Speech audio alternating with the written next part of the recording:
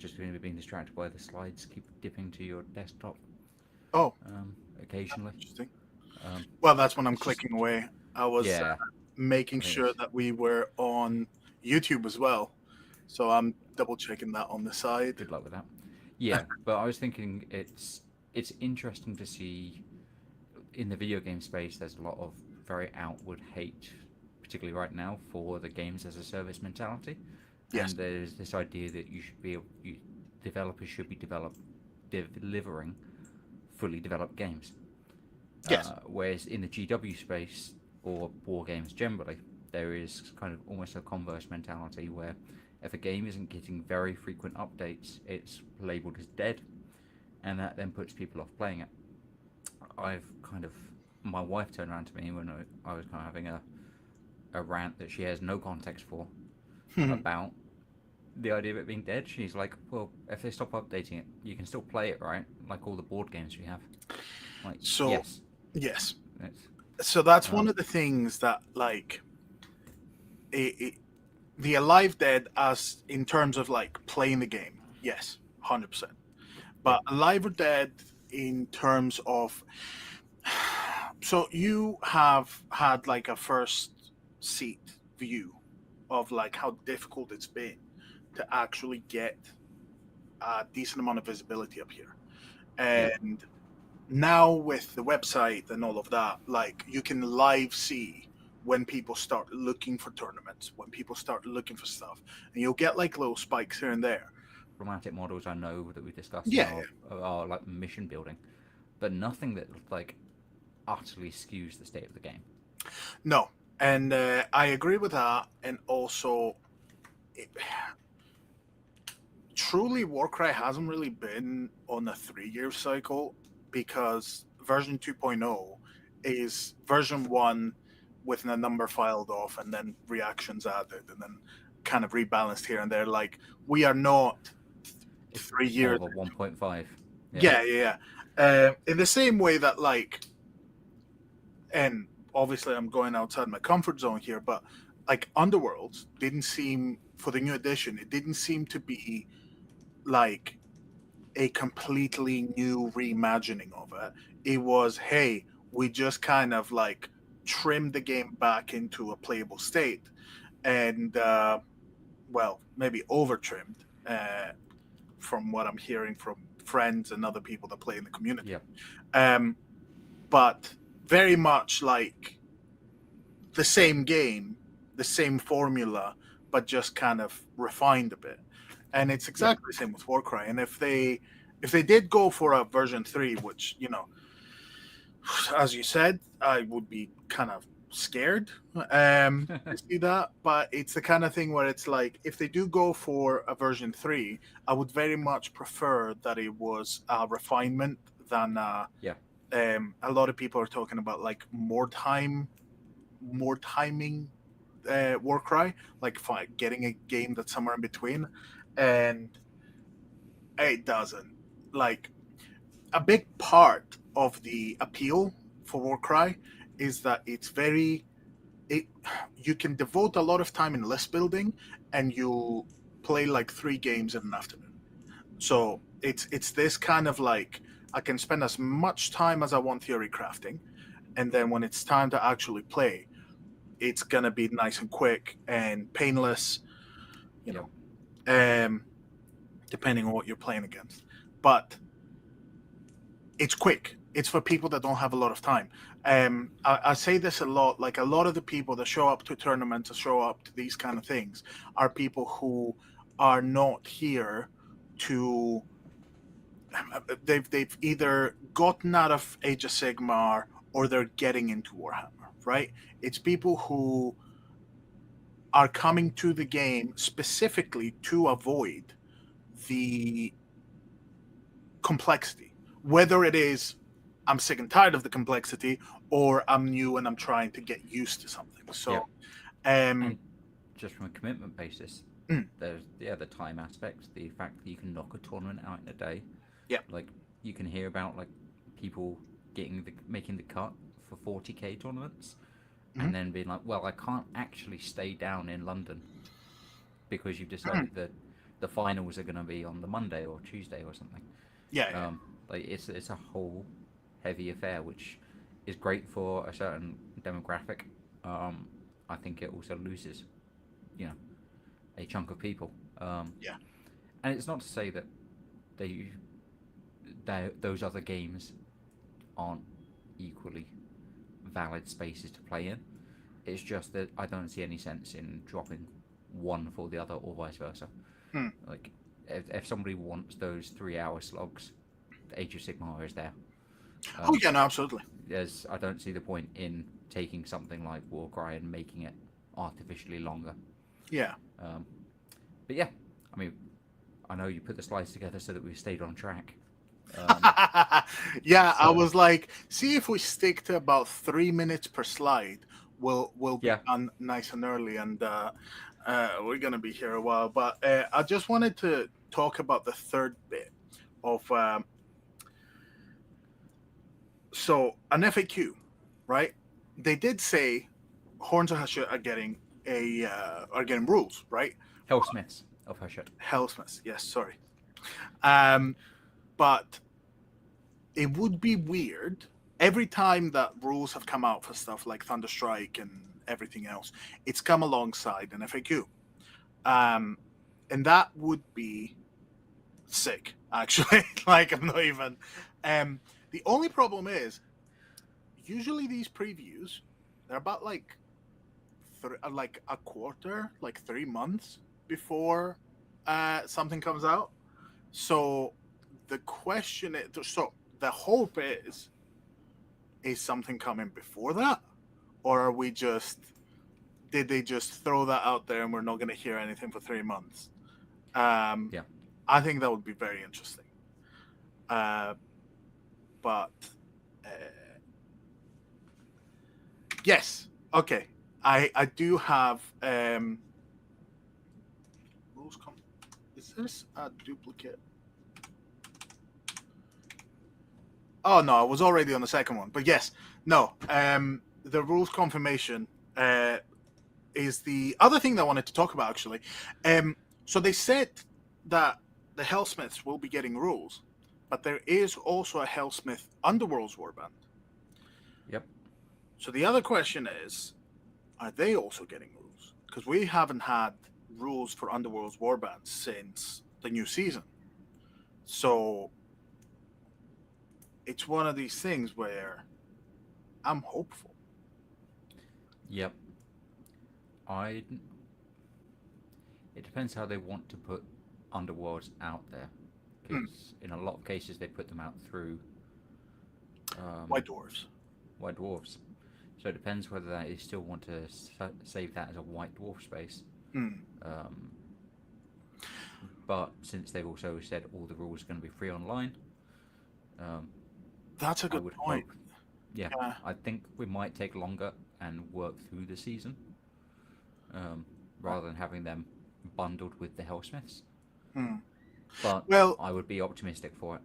that's the thing. Like, if stuff's all going to be online, then you can't put them in white dwarves. But They could that's the expectation because that's they could what hit they're white pushing dwarfs for. first, as a selling point.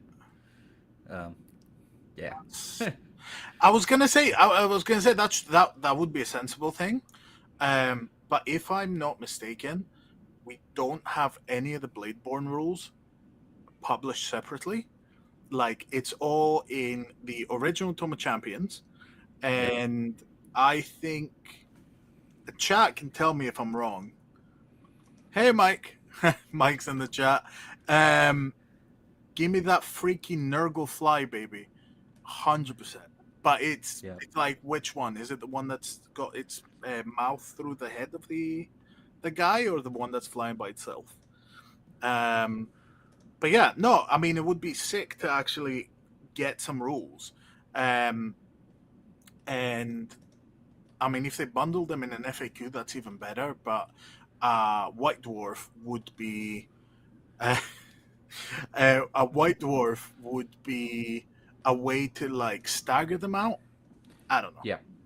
I would, particularly if this is them kind of throwing a bone, so to speak, back to Warcry Mm. after a long time of quiet. I think putting them in White Dwarf and then publishing them later on the website would possibly That would make a lot of be. sense. It would fit with their previous model a bit more.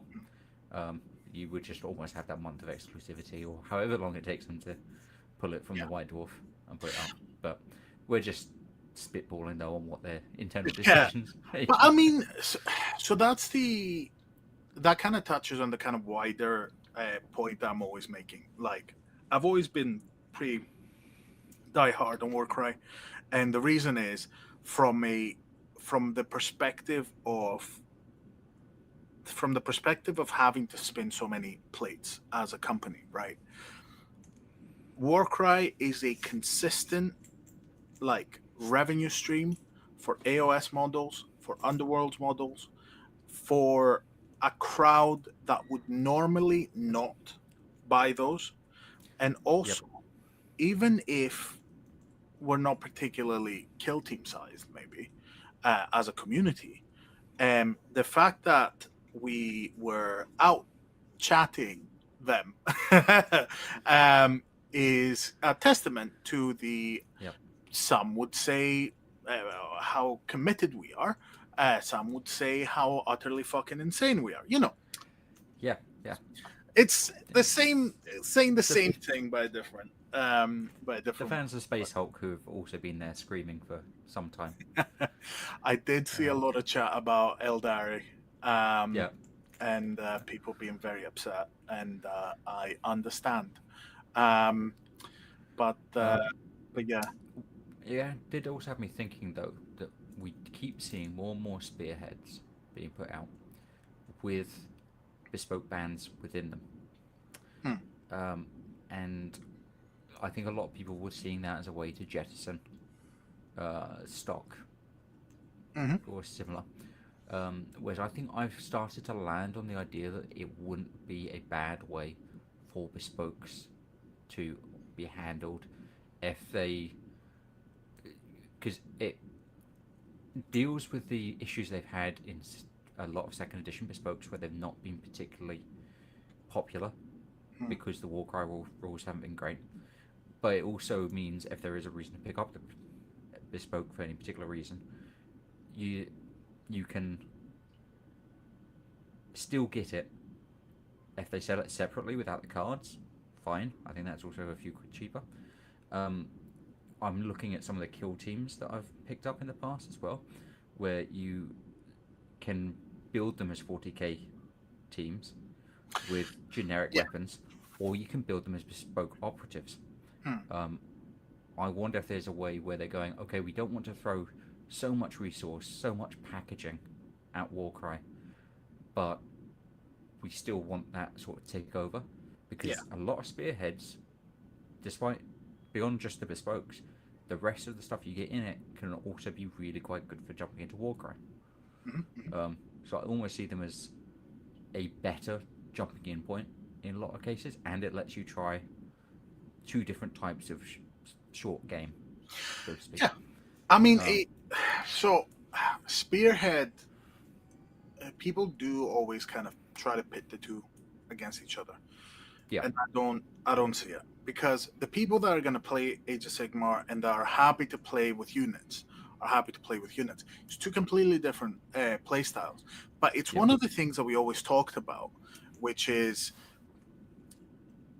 a bespoke isn't the best way to actually engage with the list building aspect yeah, of Warcry. So getting a spearhead that has a bespoke, you want to play Warcry immediately, just build these guys yeah, into weapons, make a few changes, paint them up, you're good to go. Okay, you've played a few games and now you're getting a up to speed with the gameplay. you Now want to tweak. build Yeah, you build and you paint the leader, because usually there's a leader in there. You yeah, build the leader from AOS, you bring him in as an ally, you explore the ally part, you build the other units, you start playing the bespoke version, and then taking other allies, and you just kind of play around and you find what you like. But it means that you can engage with all of the gameplay aspects of the game and try everything Exactly. back. And it also means, especially now that they re-released Claws of Karanak, and they re-released them in the Age of Sigmar packaging, which everyone again lost their minds and they were like, "Oh my god, it means that they're you know, Warcry is being erased from the store." No, on the first edition, near the end of the first edition, they did the exact same thing. What they did was they did double packs for Age of Sigmar that had twice the amount of sprues, which I now think back to it and I'm like, I wish I'd just jumped on that, because it was more or less like, it wasn't double the price. It was like maybe like 50 quid, which was very decent. But yeah, just to go to the chat a tiny bit, White Dwarf has a 6-month runway or so, and it would have taken more coordination already. I mean, we don't know that that's not happened. And we might be on the pipeline coming out in next month or the I month think he's after. just saying that it's perfectly reasonable for it to be White Dwarf as a Yeah. the allies. And we were waiting so long for Nether Maze. We are patient as long as we get payoff. Absolutely, yeah. No, 100%. And on the other one, Warcry Warbands and Spearhead is elite infiltration of Warcry Warbands into everyone's homes. The game's so dead, why do you own 5 bespoke Warbands then, bucko? It's a good show. Like, it's the same reason why I wasn't particularly mad when everyone was buying Warcry Warbands from the 8 points for Age of Sigmar, because suddenly everyone has a warband and you can just kind of pull them in. And I think that as Warcry players, we have enough faith, as good as Spearhead is, like, we have faith in our game having slightly more longevity and kind of freshness in the teams that you can build, and like in the additional value that you get, really. So I have just pulled up their web store and looked at the Seraphon Sunblooded Prowler Spearhead, and you've got the Hunter Swachi in there, but you've also got the Jaws of itself. That one's elite. You've got Saurus Yeah. That one's elite. Looking at that, because you get Underworlds and Warcry, and you get some extra units, and if they do kind of catch up with the Underworlds, then suddenly you can literally use every single part of that. I'm looking at that as, rather than thinking of it as, oh, they're taking our branding away, look at the Spearheads as the Warcry rules being provided online for free, great, and then you got a Spearhead that, as we said, is almost a better starter set for the experience of Warcry as it is. Yes. Than a starter set that is just 2 bespokes and some terrain. Or I would even say a starter set that is not even 2 warbands. Yeah. That is, if you want to jump into it after having tried the game and you go, I like this faction, a Spearhead is... I don't hate the fact that they're throwing these in there. I think it is only going to be a positive. Exactly. Right, so I know we can talk about this for ages, but we do have quite the pack to go through. So I was gonna do a little bit of theory crafting, and I will kind of rely on your pattern recognition and my pattern recognition, really, to try and guess what the Helsmith's profiles will look like. Now, very helpfully, Mike in the chat, same as and with Dan the Salty Sea, have already put a video out with their guesses, and they've done rules and everything. So I deliberately tried not to watch that, to not like color our perception of it, because then we can see if we kind of arrive at the same conclusion. Yeah, pretty much. Also, Indiana Porkchop in the chat, can't wait for a Stormcast Spearhead with Questor in it. That Oh, now you're speaking my language. That would be incredible. The thing is, As long if you as start, I was gonna say, as long as they don't have Xandar's Truth Seekers, because Xandar has been released like in 5 different packages, and I've got enough. honestly, even just as an experienced player, like I said, I don't want to get stuck too deep back in that conversation. But if you go, oh, I've actually had a thought for this faction, a spearhead is a very justifiable purchase. Hmm. Um, Well, I mean, yes. for us, Should we look at our? because Yes. we're already in. But no, I was gonna say that I was lucky enough to get a few newbies that tried the game, and I was literally just getting messages being like, "We're looking at the spearheads because it hits Yeah. means we can play multiple games, and even though they're like Warcry first and foremost, um, uh, first and foremost like Warcry, it's still not bad to have the options." Yeah. But yeah, so Mike's saying um, the meta yesterday it got kind of wild. It's not all based on traditional Warcry precedents. Just find ideas for some general grounding where possible. I mean, yeah, 100%. Like if you're watching this after, um, go to Dan's channel and have a look because they did a wonderful video. Um, and they did like abilities and everything. So I don't think we're gonna go that far on ours. But you think the big old Dominator engine is making it to Warcry? Um, Stay tuned. It's in the slide. But yeah, I'm gonna start with the profiles for the infantry. So the 2 closest profiles that I could find is the Flame Seekers, not Flame Seekers, Fire Slayers. One of the 2 Fire Dwarves, and Dispossessed. Because I went for Dwarf Infantry, right? Yeah. So I Three, think five, 12. these are the infernal cohorts. I think they're called. Yes. What? Yeah, yeah. So we haven't got the names here. Yeah. I think we do. I just didn't add them. I was like, it's fine. It's Yep. infantry, it's cavalry, it's this or that. Um, Yep. but yeah, so you've So, got I mean, we don't have them on the slides. That's fine. no, but yeah, you've got the swords, you've got the spears, and you've got a double great weapon, axe. which is interesting. Yeah. I think I've got it in the next slide for the double weapon, but fully expecting. So the Volkite Berserker. So expecting move 3, short legs. Yep. Expecting toughness Tiny guys. 3. Those shields are With substantial. the shield. Yeah. Yep. So the great axe fella for toughness. Yes. So he would be. Yep. I think that he would be same as the next ones. There's a few special models in there.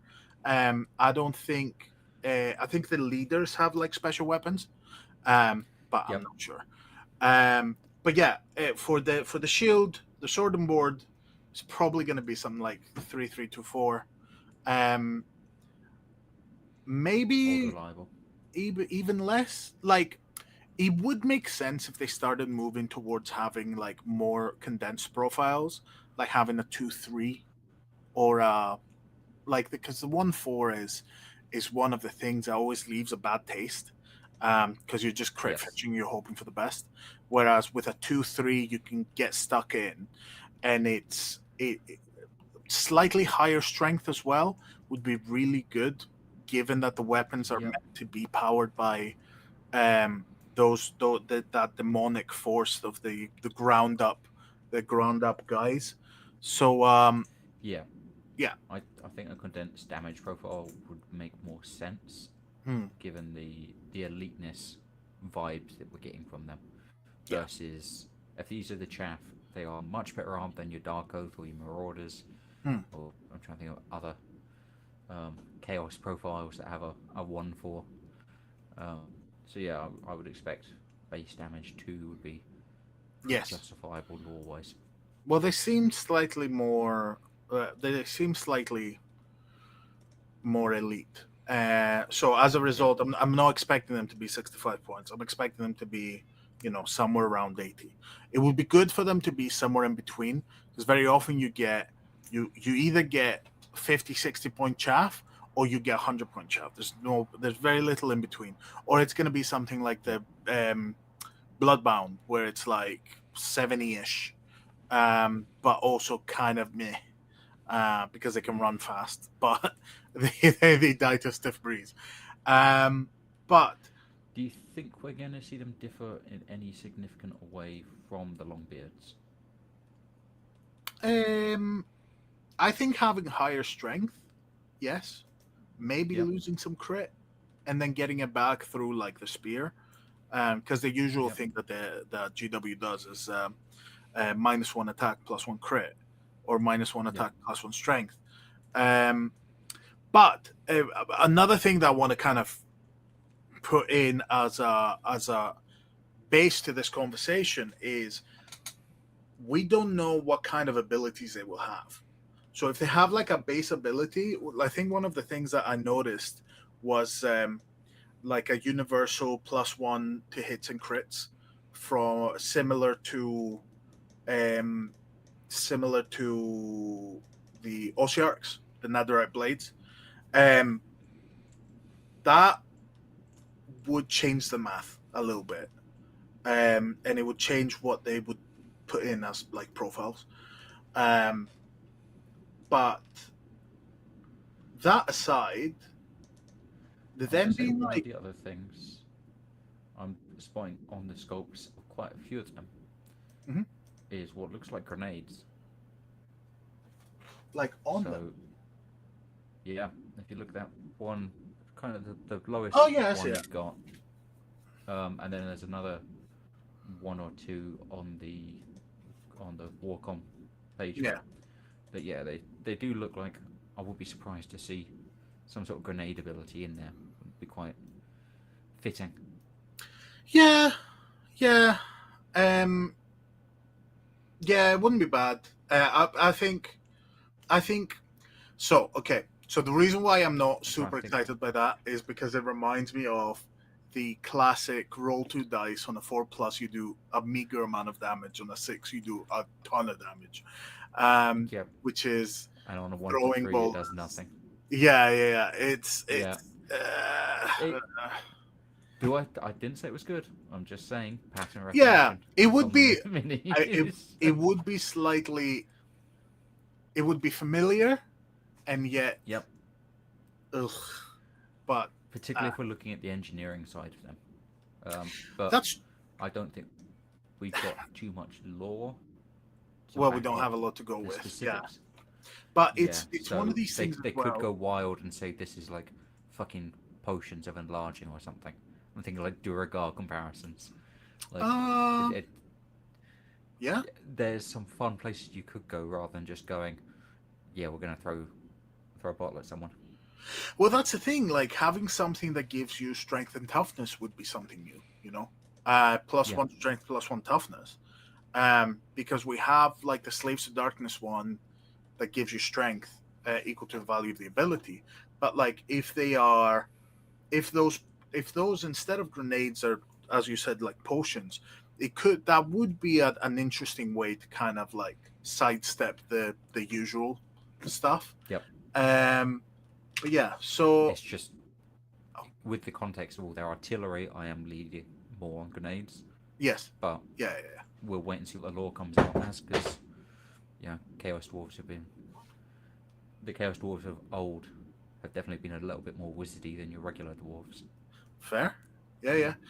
So what would fit here is the other guy with the double axe, right? Because I'm fully expecting a 3-4-15 4-4-2-4 profile, right? It's almost going to be a meme at this point because the Rager from the Spire Tyrants and the Armature from the Iron Golems, both of them like uh, heavily armored dwarves, uh, ready to party, right? There is a chance that they might go more to Vol Oricbane, who is a fire slayer from the Underworld's warband and has like higher strength. This one specifically doesn't have higher strength, but that's only because he has a double where he gets like +2 to attacks if he's near the leader. And I think he wouldn't be 95 points if he had higher strength and everything else. But I can fully see them going down the path of something like Graveguard, 3-5-2-4, kind of the one model that's there to kill other chaff, right? It's not gonna bring down a leader unless it gets really lucky. I say having played a game recently where one of the Underworld Sylvaneth with a similar profile 4-3-2-4 rolled 4 crits and utterly deleted the cavalry piece. It happens, folks. It's Warcry. But yeah, I fully expect that, and then some sort of the little goblin either being a token for an ability or being like a model by itself that's really cheap, but then you get to interact with it in some sort of interesting ability. I think there's some sort of aura ability. Although I'm looking at it, the two of them side by side with each other, I know that looks like a great weapon, but I'm also looking at that and thinking that is some sort of gong. Oh yeah. Striking. Oh yeah, but I still would not like it. So I'm like, I just don't know whether there is anything similar that would have to pair together, or whether I'm basically trying to decide myself whether we're getting that little grot dude or not in Warcry, or whether he's too specific to a squad interaction. Yeah, I mean, it'll be interesting. Is he just a personified musical instrument? Yeah. It'll be interesting to see what the AOS side is, because usually stuff gets inherited. But I've really kind of liked the fact that they've been going for tokens being actual physical models. Even though, if you start thinking about it, you're like, why does my Ruination Chamber have all of these monks that just show up out of nowhere? I do a double, and then this guy just shows up out of nowhere. Gong Guy needs a sick ability. So I'm just going through the chat. Yep. Kind of get the vibe that they'll have high hit damage and low end crits. I mean, it would be funny to get the first 3/3 profile. I wouldn't put it past them, because they did it with the Weird Boys. Weird Boys? Cruel Boys. Weird Brutes. Yep. They are Weird Boys, but it's a whole nother conversation. Yeah. But yeah, 100% chance. So 2-3 damage profile. Yeah, that's my expectation as well. 100% chance if they give them grenades, it's a double for 1 damage on 4 or 5, and then value of ability on the 6. Yep. Gong Guy needs a sick ability. 100%. Let's go Homunculus 2.0 for Gong Grots. 1 per $60 box. That toy needs to buy. You need to buy 7 boxes to make a warband with him. Yes. He's going to be there we proxy to hell. No.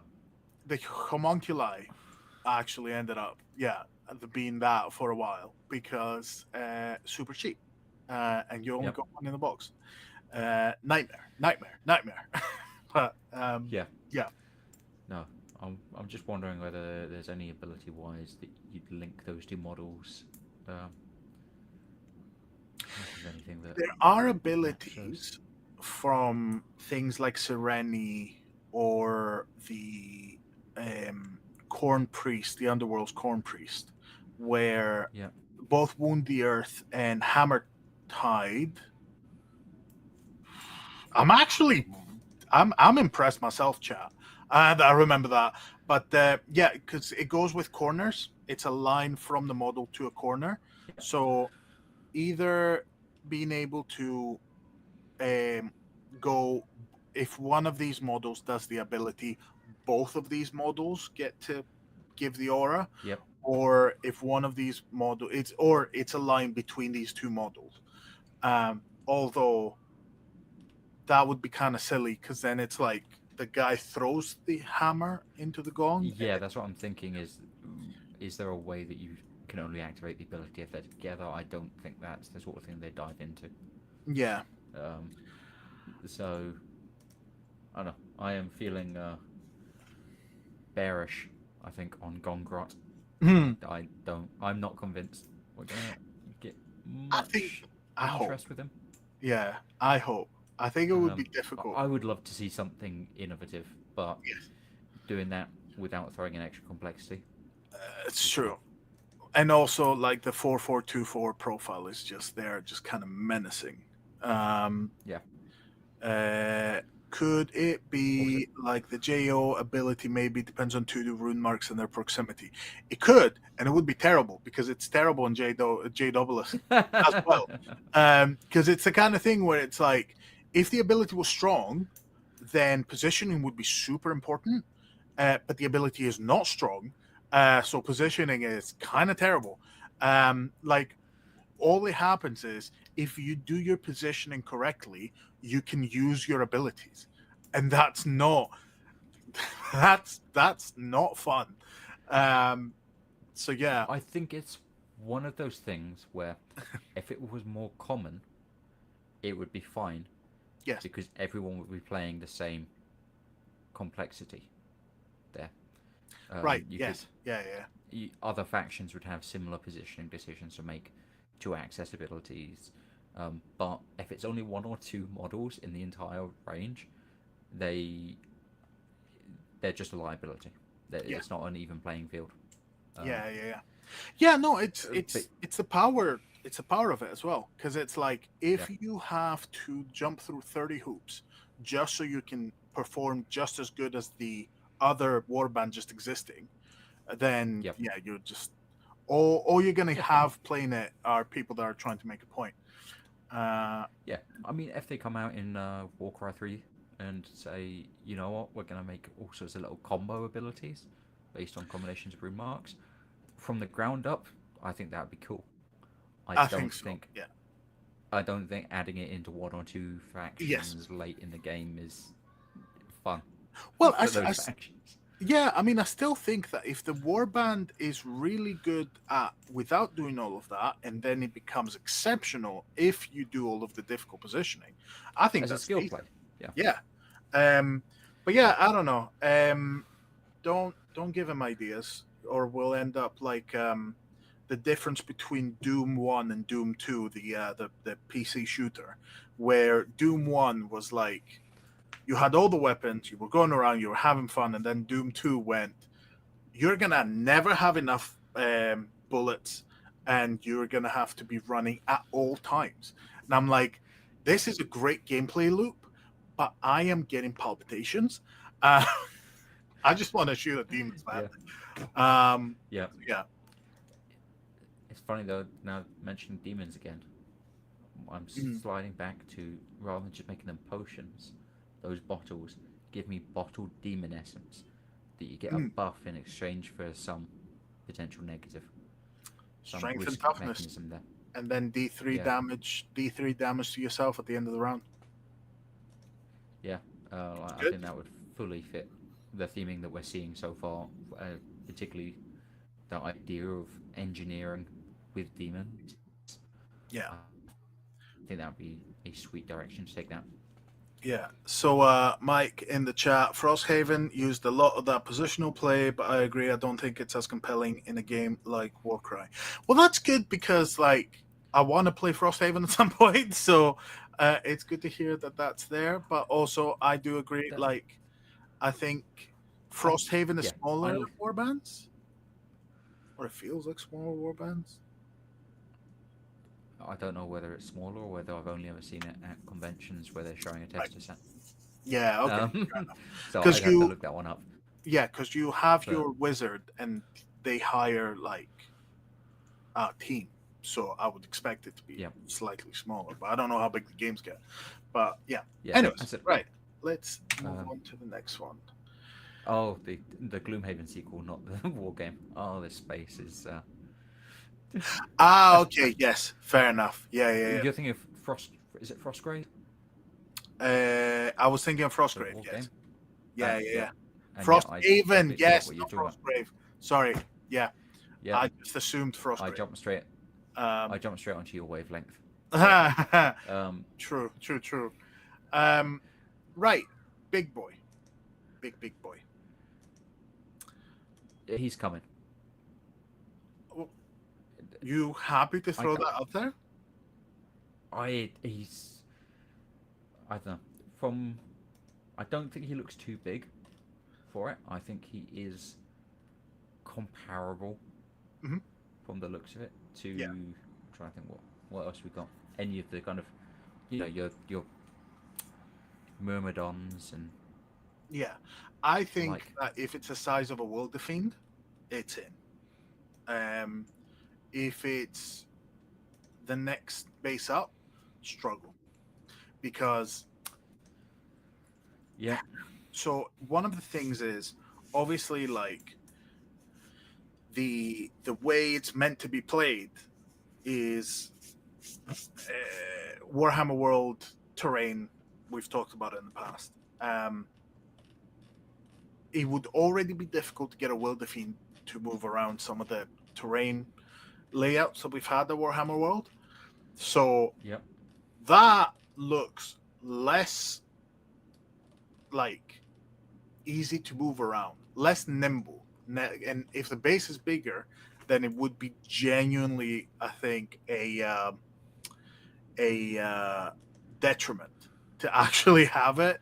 But on the other hand, I'll always argue for having rules rather than not having them. So, um, but yeah, I put some of the profiles on the side, so we can see like some of the old ones, some of the new ones, and kind of going up in points and what that kind of looks like.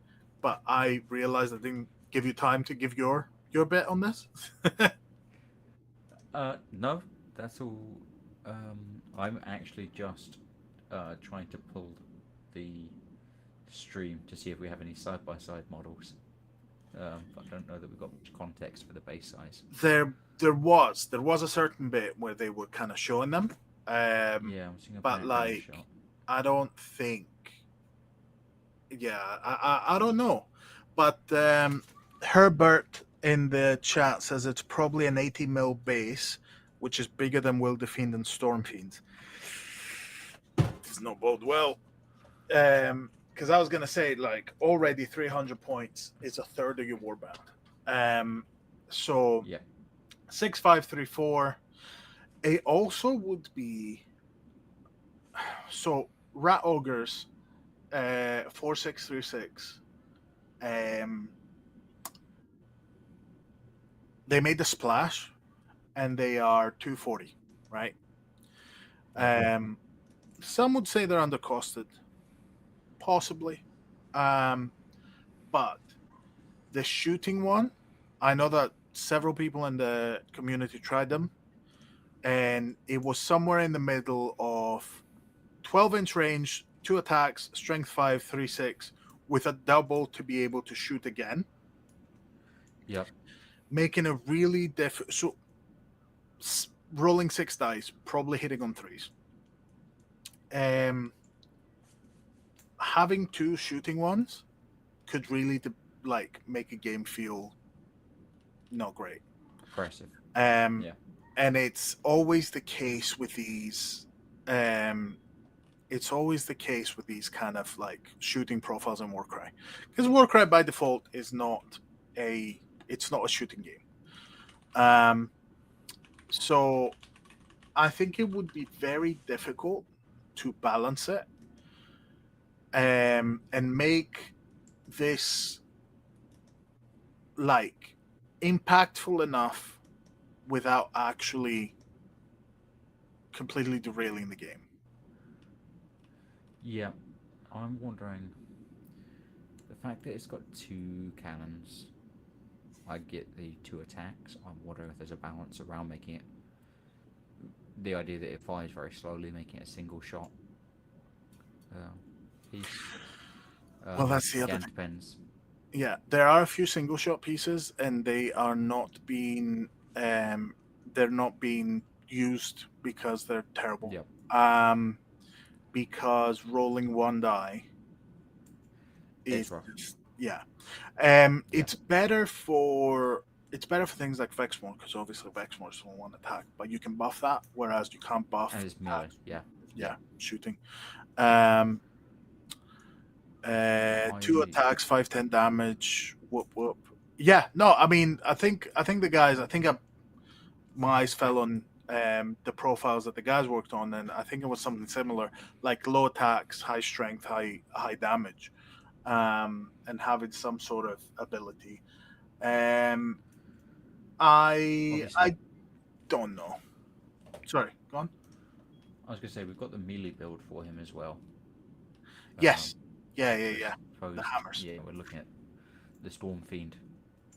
Look, I wouldn't be surprised just looking at him whether we go up a toughness bracket. But again, are we pricing him out of the game at that point? Possibly. Well, you know what? He The just thing is, it looks pretty brutish. that's where it starts going into monster territory.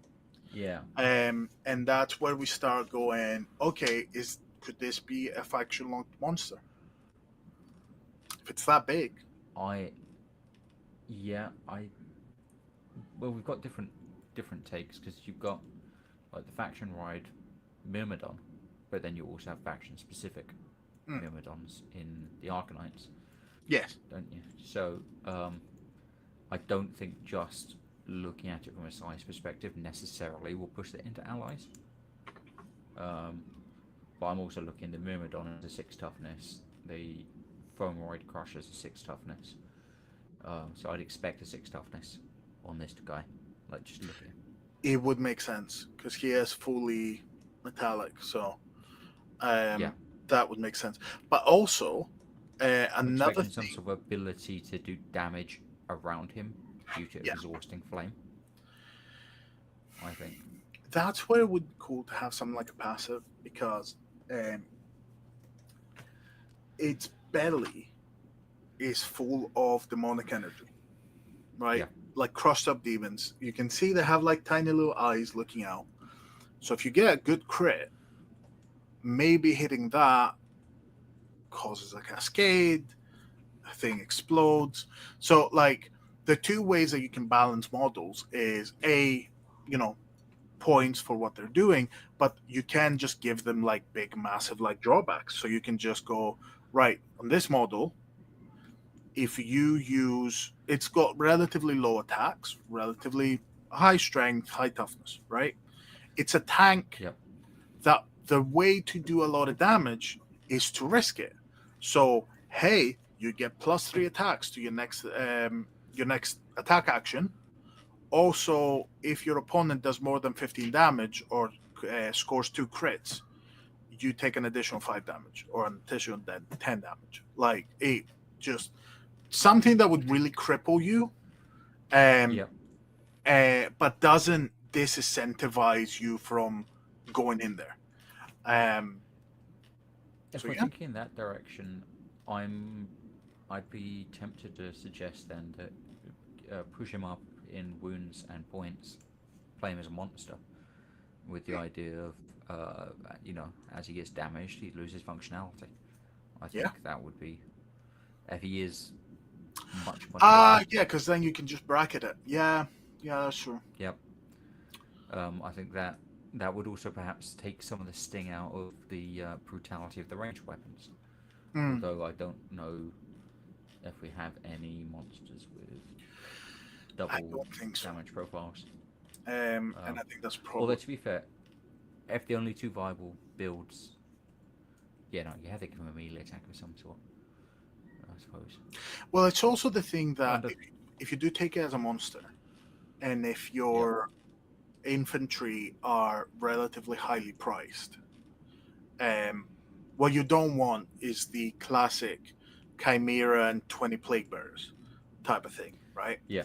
Oh, Um, you'll be so- running this guy with 17 grots. yeah. Well, speaking of, I don't think they're up next, but they are a bit further down. But I'm gonna try Yeah. and get us a bit moving through this a bit faster because I just noticed it's 9. Yeah. So I'll just say I'm optimistic on this guy, but yeah, I just want to see him on the table. But yeah, no, um, 100%. I'm up in the air about whether we're looking at like a similar FOMO crusher or whether he should be played as Yes, a monster. yeah, Um, yeah, yeah. but So yeah, moving let's on, skip on. we are on the leaders. Um, Yep. I've got a Chaos Sorcerer Lord there.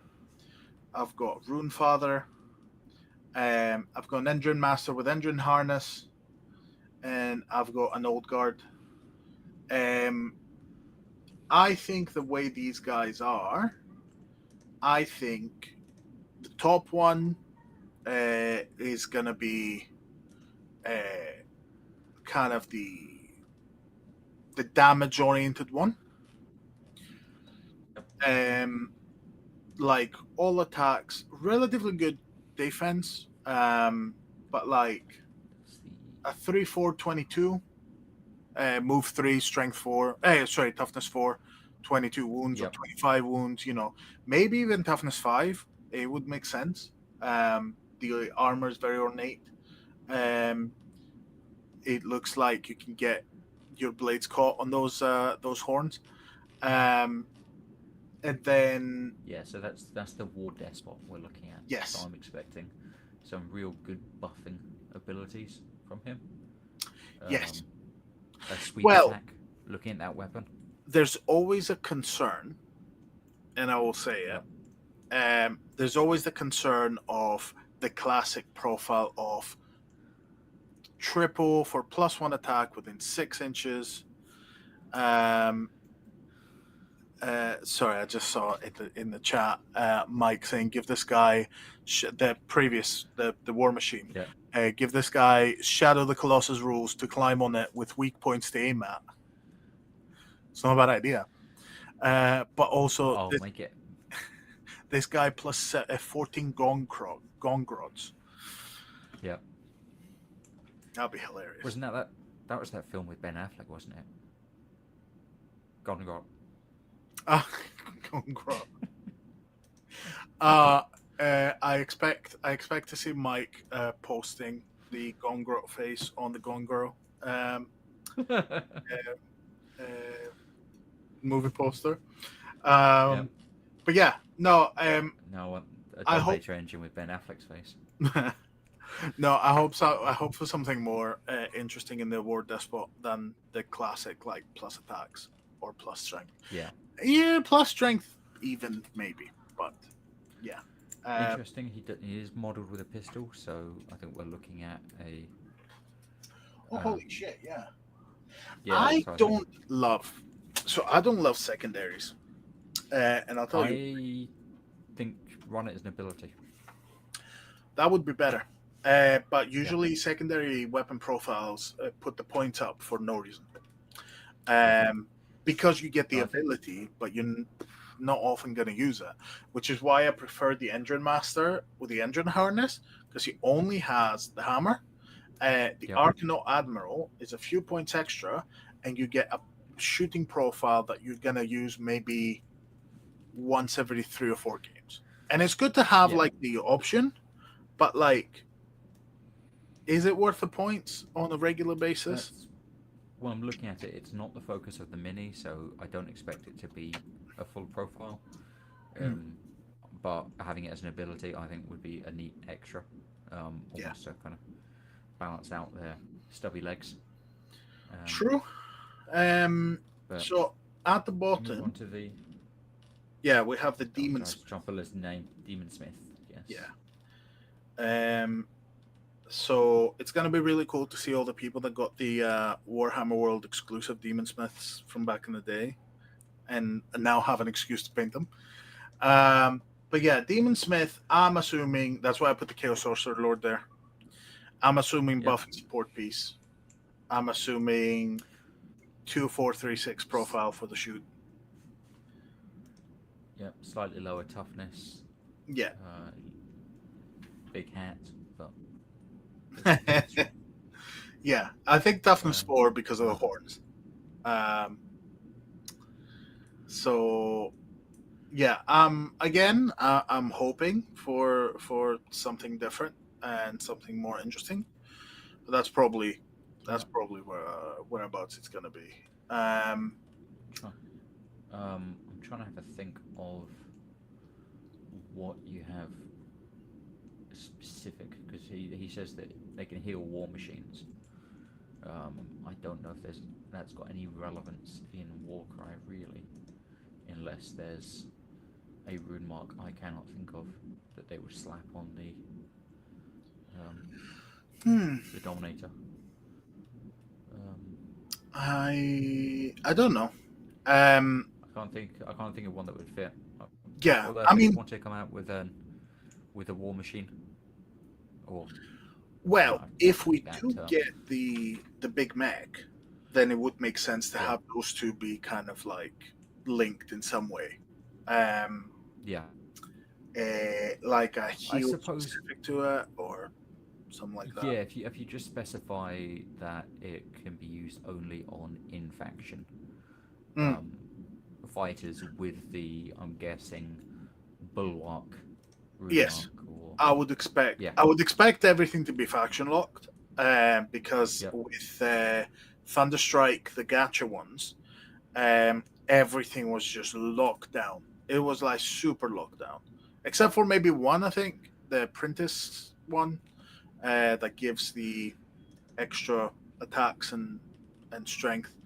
Uh, Curveball, they're gonna hit us with Dentalos 2.0 stats for this guy. First of all, hello Kit.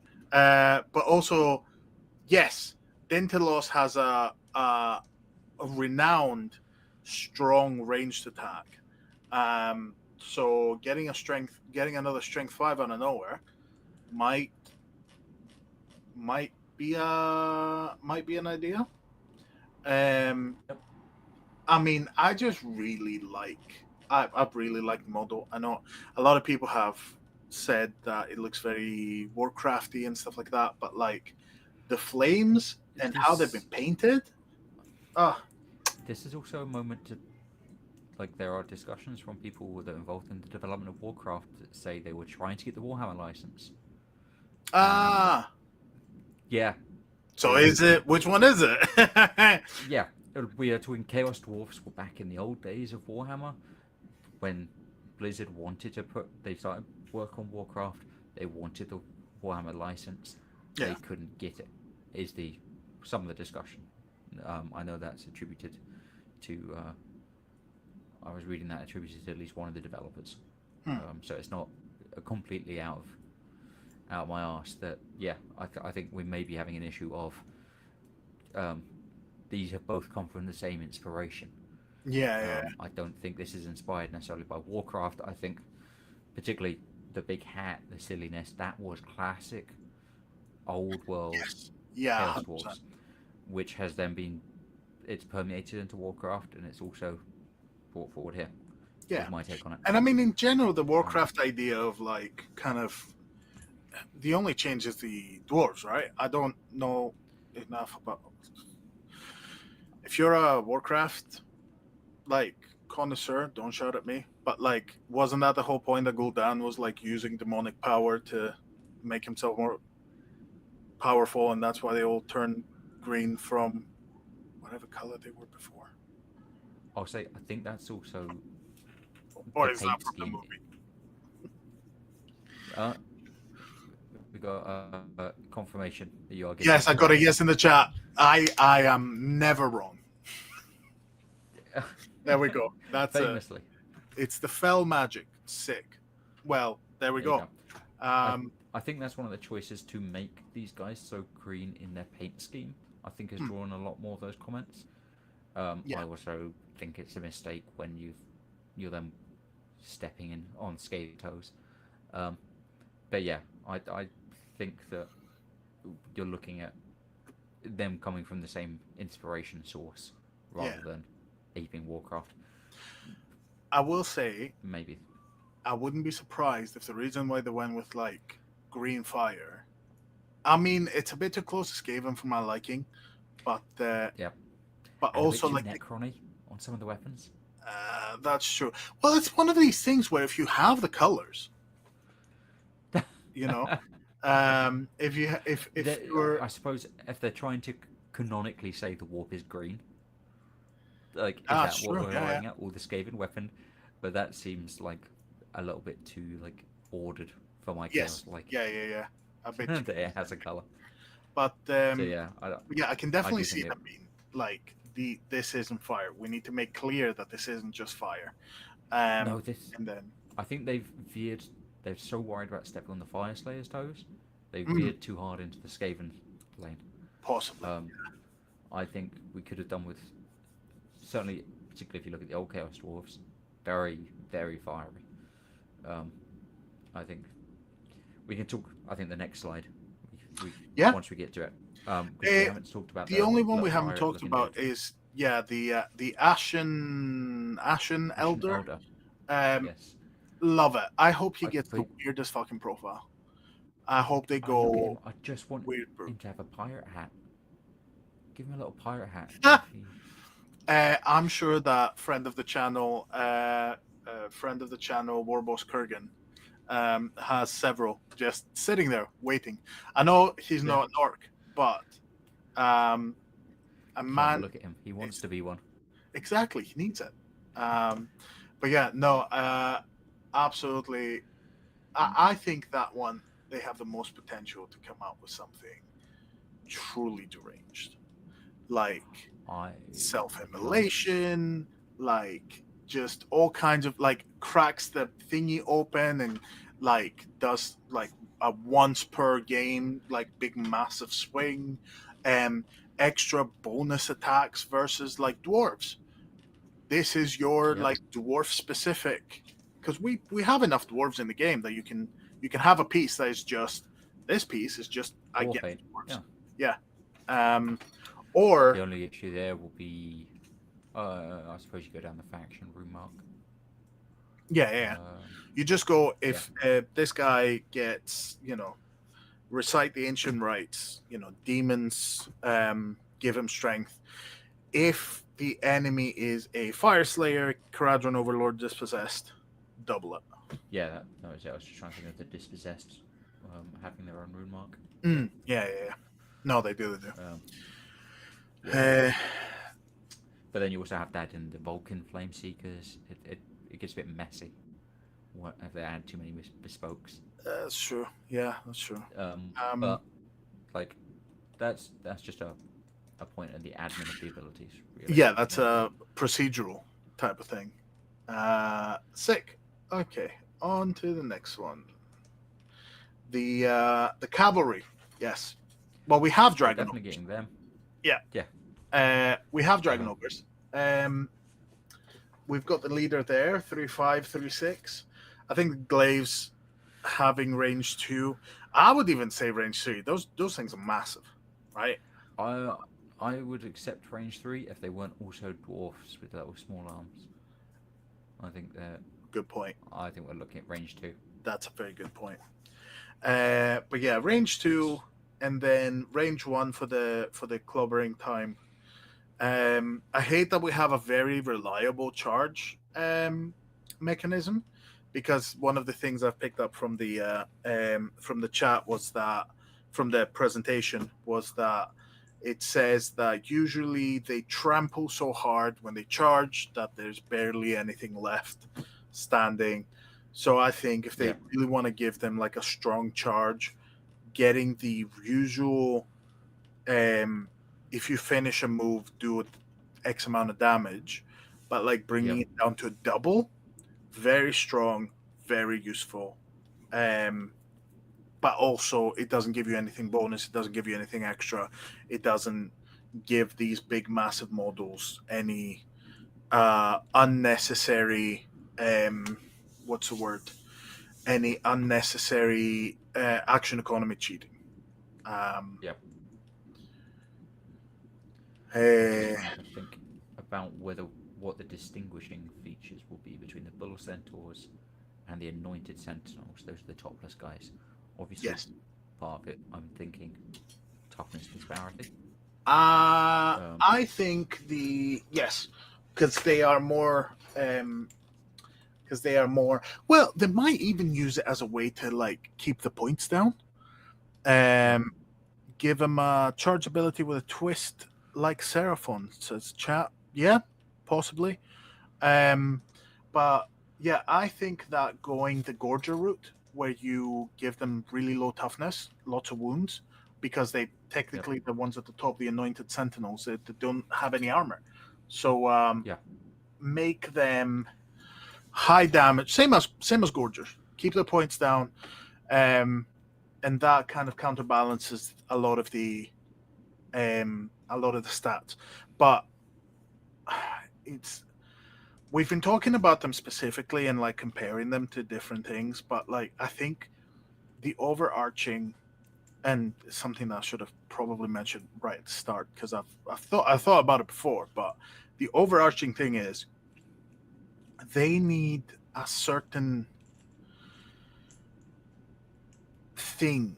They need a certain aesthetic and a certain amount of this is what this army does. Um, because when they did it with Flesh Eater Courts, it was okay. When they did it with the Steel Helms, the Castlight hosts, it was incredible because everything has its place and everything has like what it does. yep. Having like a strong thematic, like cohesive theme for the entire warband would be really cool. And I know we're just kind of theory crafting, but like everything that we're saying is just all options. Um, and then it's just figuring out how all of the pieces of the puzzle would fit best together.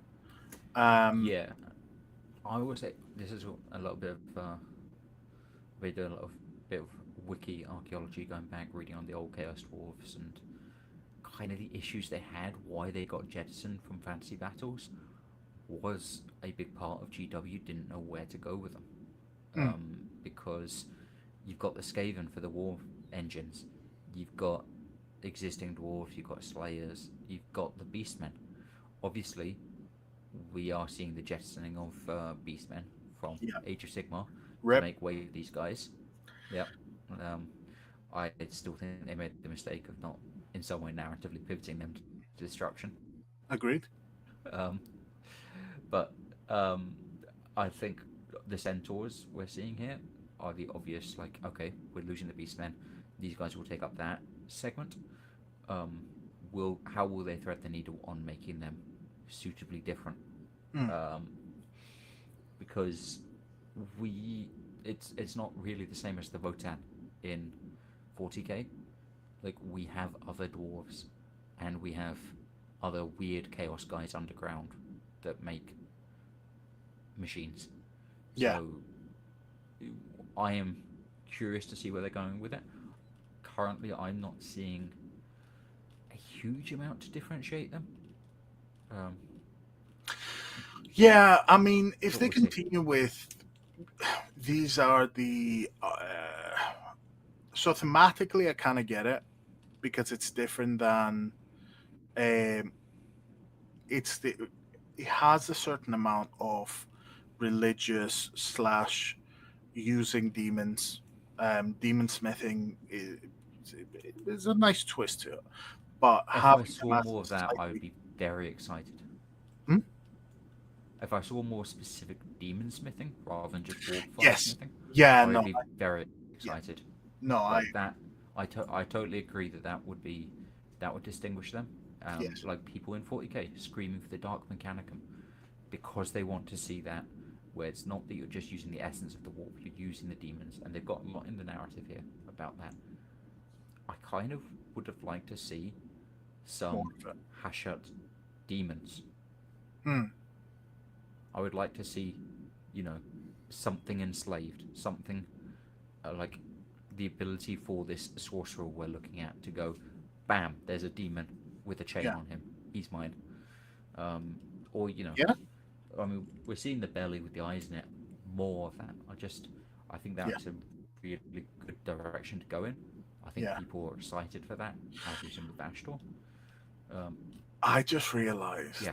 how many people are gonna be painting these models for like golden demons and stuff, and they're gonna spend hours on the little like, because all of the weapons have like a little demon trapped in, and it's on Oh a yeah.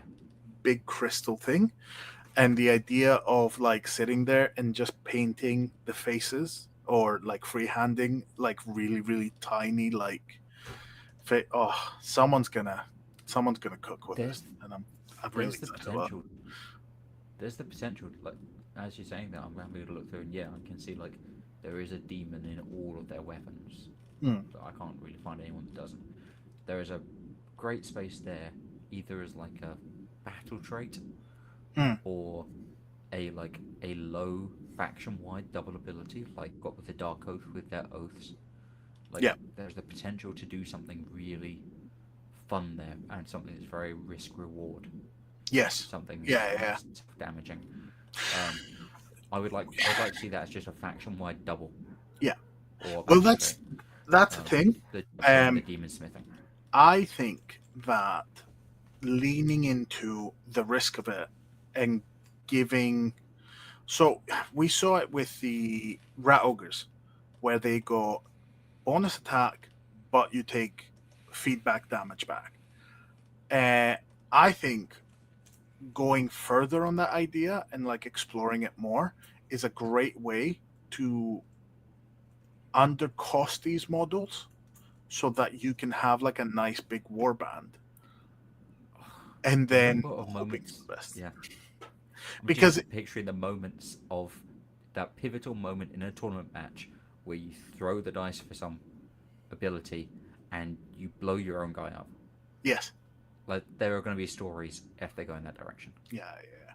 Well, that's what people were always mentioning about Skaven and how fun that was. So yeah. Yeah. So Kit in chat, enslaved Hashit demons sounds pretty dope. I wonder what GW will call them. Maybe horns of Hash. Oh wait.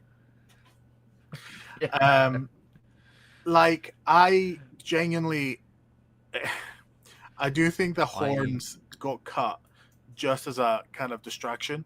I do fully expect that when these guys come out and um, the second, we always have like two spearheads. The second spearhead will have horns of her shit. Like I would put money on it. Uh, yep. Chat, if anyone knows where to put money on that, tell me because I'll take that bet. Let me see if the gambling companies have a Warhammer section. I hope they don't. Um, but yeah, Um, should we? I've just moved us on to the next one. I think this one is going to Yeah. be super interesting. Um, there's obviously big old shotguns and flame hurlers, and the flame hurler I expect to have like a similarly swingy profile, because if it ain't broke, don't fix it. I would Yep. love to see something like, and I'm expecting to see something like the Fumigators, um, where it's range 6, strength. Sorry, 4 attacks, strength 5, 1/4. It's like not super reliable as a profile, but you give it a nice Yep. ability, um, and suddenly you're cooking. And especially if it's, so for the shotgun, so the flame hurler, you have your, you have your kind of AOE, but like you can do something similar probably with the shotguns. It would be interesting. I went to come up with something, and immediately my mind just went to the flame hurler ability, which is something like I think you pick a guy and then you roll for anyone within 3 inches of them. Um, Yep.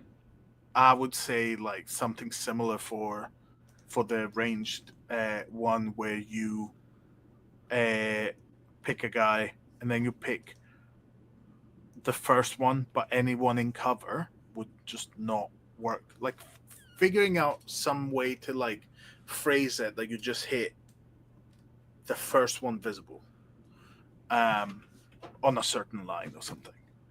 Yep. I don't know, but again, probably going to be slightly expensive. Um, Probably going to be a bit inefficient because ranged unit. Uh, any thoughts from you? Um, it's difficult to get away from the flame hurler profile. I think Hmm. just it's the same faction essentially. Um, we'll see how much that turns out to be true. But Yeah. like it's a Hashutian weapon. So it would make sense for it to be. I don't even know what terms they use for it. Um, yeah, they even refer to them as flame hurlers in the text. Hmm. So the weapon profile I think is a reasonable bet for Yeah. that. Um, I think.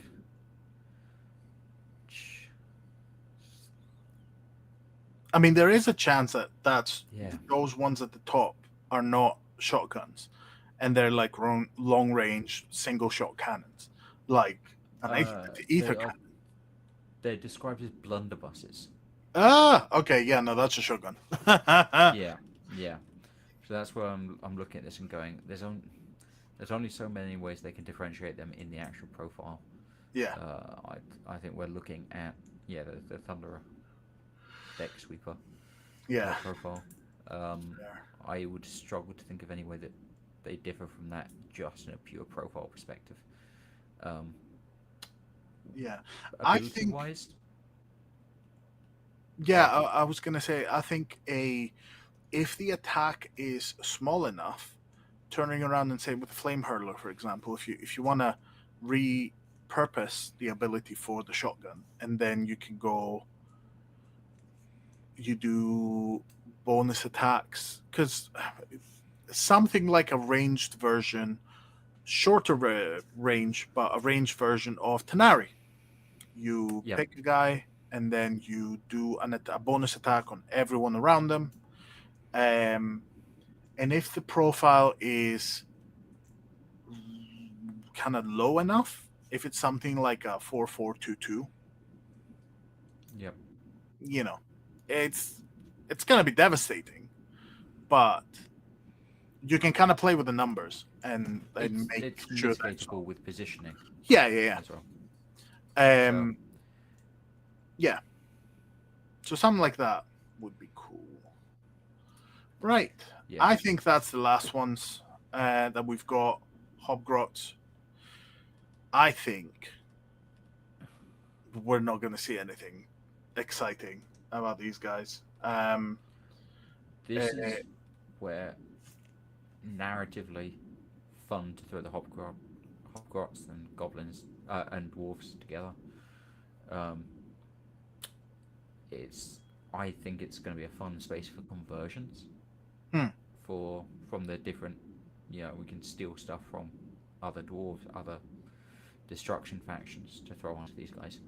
I yeah, think yeah. just throwing them in as chaff and not having a guy in there with a demon on a chain that he's holding onto or something. Like, give these guys the shitty jobs. Give these guys, yeah, running around with the most I risk-based see. Yeah, yeah. weapons. You know, I think that would have been, yeah, So something different to do with them. yeah, the idea for these, I think they're called the Hobgrot Vandals, and the idea is that they Yeah, are following around and just kind of finding this as an excuse to just fuck shit up, fuck shit up. basically. Yeah, Which is fine. Um, I think not having the range profile is going to help with the points. So 3313 for the sword and board guys, and then yeah. maybe 3413 or 3423 for the guys with the We've got single weapons. we've Wouldn't got be potential 3-inch great. flail. Wouldn't be terrible. yes, the flail as well. You can keep that sort of under cost. I mean, that's a risk, but like keeping it sort of under costed because you're only getting one in the box. But Yeah, uh, then because it's Warcry, then suddenly everyone just chucks a bit of chain on it. Um, that's why I'm thinking we're gonna get lots of fun little yeah, conversions and but things. having one of them be like a support thing for Hobgrots, and then maybe having it go across. So like having the Hobgrot from this, the Hobgrot, the flail, that sort of looks Yep. like a whip. So maybe having a little bit crossover with Crew Boys and going, oh, this guy can whip all Hobgrots. And then you get a model that has a little bit of. Because they've been moving away from having generic allies that do everything into Yep. having specific ally models like the Night Questor in Thunderstrike, who is a specific ally to Questor Soulsworn. So having this guy being able to like cross over and help the other Hobgrots, um, especially since their profiles aren't particularly great. So Yeah. um, yeah, no, that'll be I great. say the text does call out specifically that these guys are useful for negotiating with the Cruel Boys. There So you go. seeing something in their rules that allows you to take certain Cruel Boys minis Hmm. in like as allies that you could cross Grand Alliances would be interesting. Huh. Yeah, yeah, that would make sense. I mean, it Specifically, would yeah, be if they difficult to. Yeah, that would be very interesting. yeah, Uh, I could see a space where they could create a small list of Cruel Boys that you could ally in. yeah, Um, I don't know. and go their I way. This went a lot more interesting than I thought was going to be. Thank you. I genuinely thought that this was going to be, well, move 4, toughness 4, 8 wounds. That's them. Yep. Uh, and it probably will be, but that's interesting. Having those interactions with the main Honestly, Hogwarts might be pretty decent. yeah, yeah. You could almost throw it as two lists. Have Hmm. the dwarven side and then something more. You could almost make a Hashetian grot Yeah. side. Well, I mean, the And also, Hogwarts are getting. They got. Uh, was it released? Because we saw it leaked. I don't know if it actually came out. The Hobgrot with the big, massive sword. um, Hobgrot Slitter boss.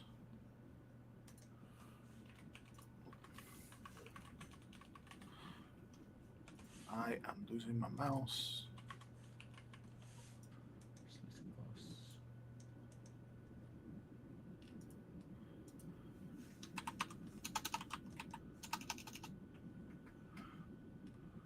Came with a new battle tome. There we go. Yeah.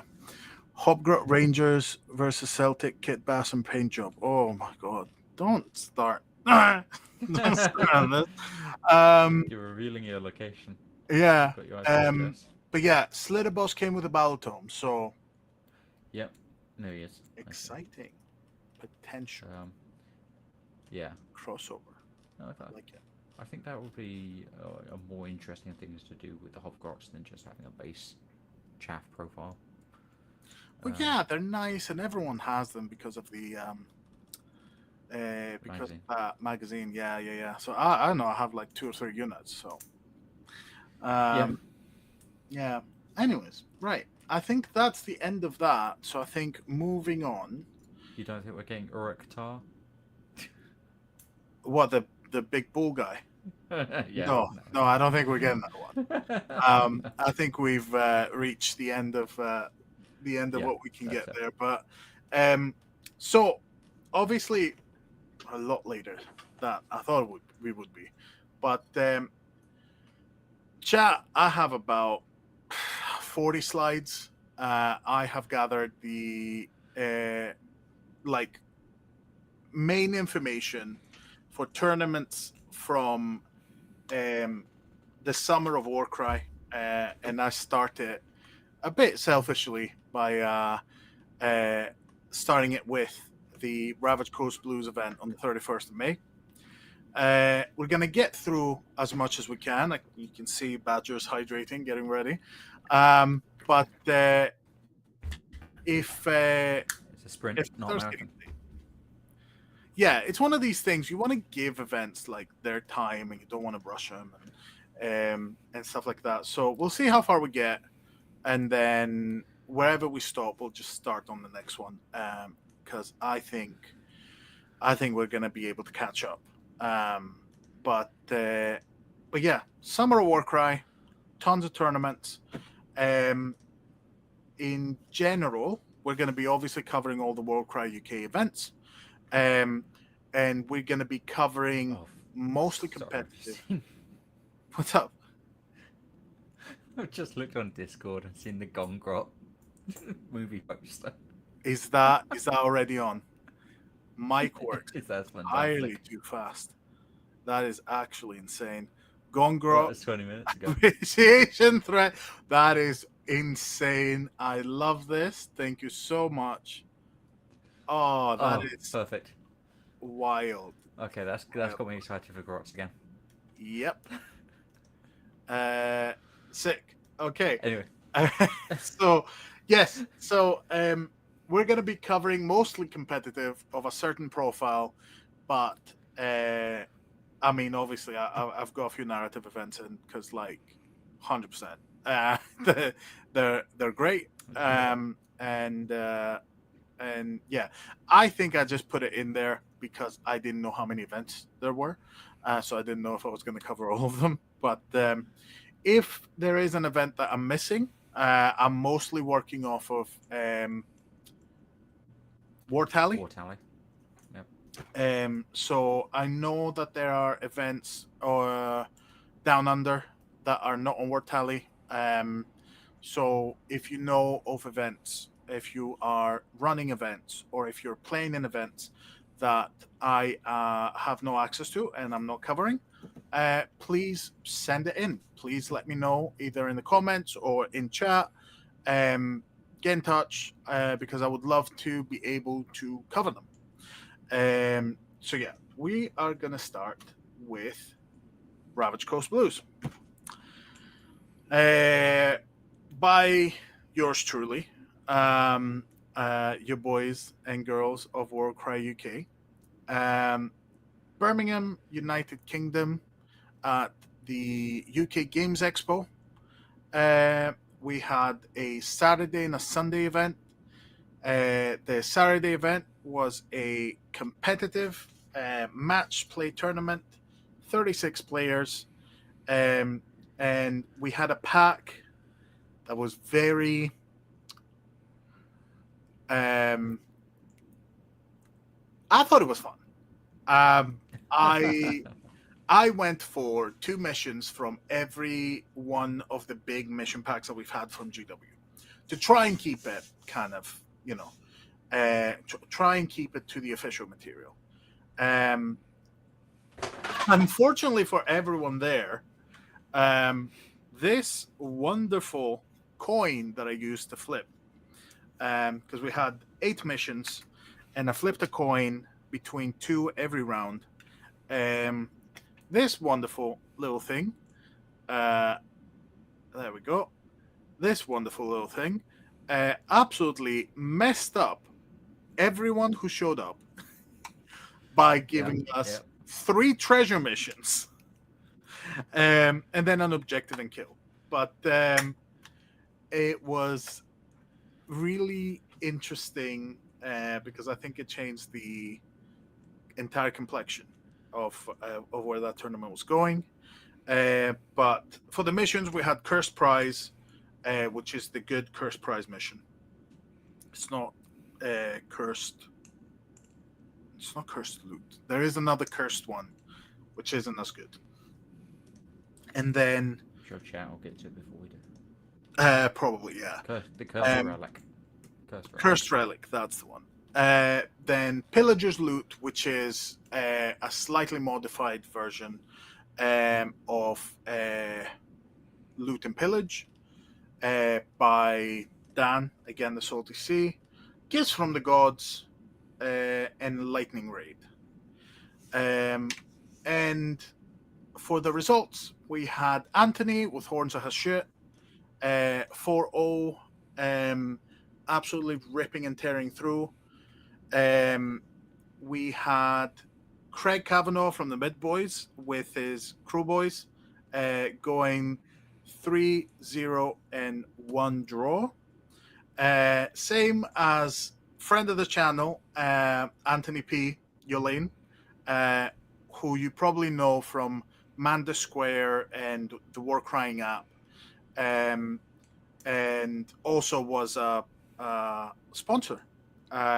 Gave us the wonderful player boards, the dice boards. And he was running Vulking Flame Seekers, went 3-0 and 1. Him and Craig playing on top table and knocking each other out right at the last match. Alex Wilkes from the Southampton Skirmish Club for Best Painted, and Luke W. For favorite player. And I didn't manage to get a picture of Anthony's warband, but I have over here the layout. The list was Myrmidon, a Ruinator with Flail, 3 Shatters, 2 Flame Hurlers. A lot of people said that basically after the Flame Hurlers and the Shatters got nerfed, that was the end of it, and it was not. And I was going to say, I was looking back at the matchups, and I thought, because the tournament had a lot of Soulblight, a lot of Horde, I thought, oh, okay, that's where it was. It wasn't, because Anthony went through Ogres, Untamed Beasts, Corvus Cabal plus FOMO, and then only the last one was Soulblight Swarm. So I thought that was pretty impressive. Yep. The only 4-0. And this wasn't a clue about the Chaos Dwarves coming. Right. Not a plan. Absolutely heralding. Heralding the arrival. So if you want GW to put out a new update for your chosen faction, just win UK Games next year. Yeah. Are we gonna? Is this what we're going with? Whoever wins UK Games Expo gets an expansion, because I would love that. Yeah. But yeah, I think we have that swing. That's why. we did have a wonderful visitor who came over to see how the game was going, and that was really nice. But yeah, it was a good event. I really enjoyed it. But I'm gonna keep myself on track. We're gonna go with Craig. Wonderful picture, taken by yours truly. Another one of the great things about WorldCryUK events is, if you're attending, we have a photo booth, so we take wonderful pictures of your minis. Obviously, we're learning, so the pictures are always getting better and better, which you'll actually see on the next one. But Craig's team, wonderful. Just, I love the purple on the Trogoth, but it was a list with the Trogoth, Boltboy Boss, Beast Knob, Herc, Potgrot, Stabgrot, 2 Gut Rippers, and Shank, which is one of those Crew Boy soup lists that are like Boltboy Boss, big hitter, maybe second big hitter, Shank, Herc, and then Misk.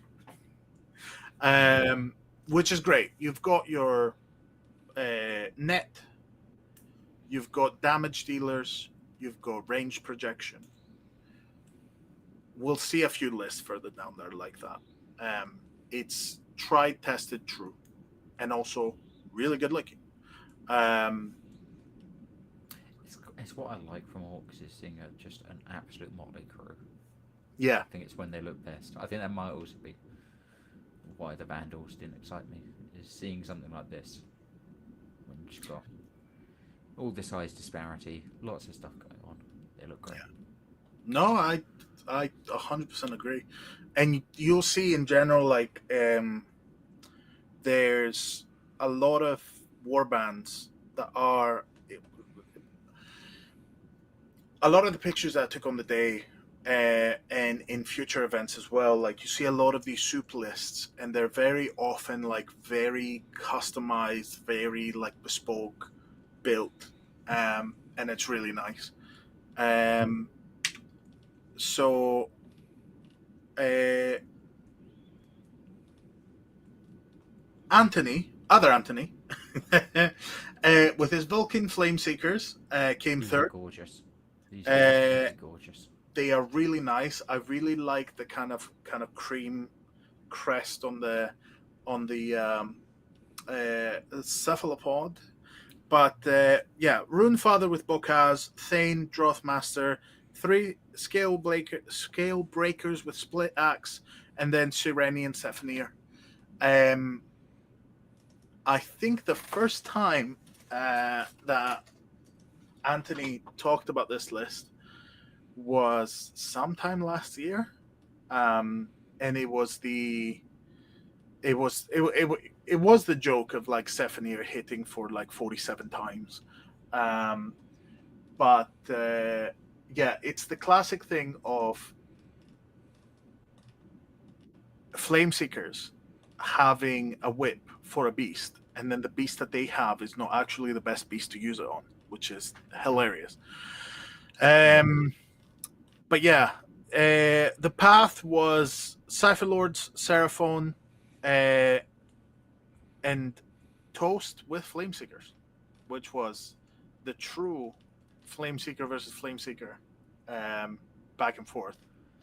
Um, but on the last one, it was um, Anthony and Craig battling it out. Um, so it was a joy to behold, because they were both also tired afterwards. Um, and also just a beautiful warband. Um, Yeah. and speaking of beautiful warbands, Alex's Dark Oath. I know that you have a soft spot, because you also have your own Alex's Dark Oath. As a fellow Alex with Darko fan, yeah, and as someone who has just built the Master Molder today, I assembled my Master Molder because talk about that whip in another faction. Yeah. It's stick it on a Wilder Fiend, and oh boy, Mhm. the like it's not necessarily consistent, but when it goes, it goes. Yeah. I mean, the whole thing is creating these opportunities for yourself, and they might not Yeah, always work, but when they do, it's great. So, um, yeah, Alex is definitely one of these people that can fully take advantage of that. Great player, very involved in the community, and as we'll see, hopefully, later today, has his own event coming up. So, yeah, but it's also um, they're supremely well painted yes, and based. Everything on these minis is just a delight. yeah, the basing's really intricate, and my favorite thing, and I can't zoom in easily from this, so apologies, chat. Although, if you go to WorldCryUK, all of the pictures and all of the photo galleries are accessible, and will be. Um, so you can go there and see the pictures in full definition, and and everything. Download them, use them, do whatever you want with them. But the cavalry right in the front has like a incredibly painted flayed skin shield with like Yeah. Chaos Star on it, painted in blood, I would assume. It's incredible.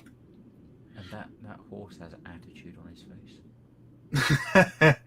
That's Yeah, if you zoom in, I've got it zoomed on my screen, and he is. That's what an angry horse. how close can I get? Sick. Okay, It's just cool. So that was us. And a couple of days later, we had the uh, narrative tournament. I haven't covered it a lot here because Warboss Kurgan did a wonderful download of it on his website. It was a great narrative event, very fun. It was relatively quiet because of the timings in promoting the event, which made me really sad. But I got to play in it, which was really nice. it was the best day of Warcry I think I've had. It was the pieces he put together were so fun. The terrain was And incredible. we've already said to each other that we need to just get him on and just run through creation of narratives. Absolutely. It had so much flavour. Yeah. Yeah, I feel like narratives will just be an episode on its own. Yeah, no, 100%. I think that there's a lot that we can learn there. So I wouldn't be surprised if Yeah, uh, I think for the missions I've started designing, a lot of it comes from just having played his stuff and seen how good it can be. yeah, Like and also he has just been. the Emberstone and the custom like cards, because the way the narrative tournament worked is you couldn't do divine blessings. There were specific missions, and the twists were based on the board. But you would also get plunder every round, which was a custom designed and made card that had either plunder or cursed plunder, and it was basically like a nice narrative twist on divine blessings. So every round you would either get sort of like either a boon or maybe something that was actually negative. Yep. But I was completely blown away by how beautiful the design cards were, and there's pictures of all of that on Warboss Kurgan's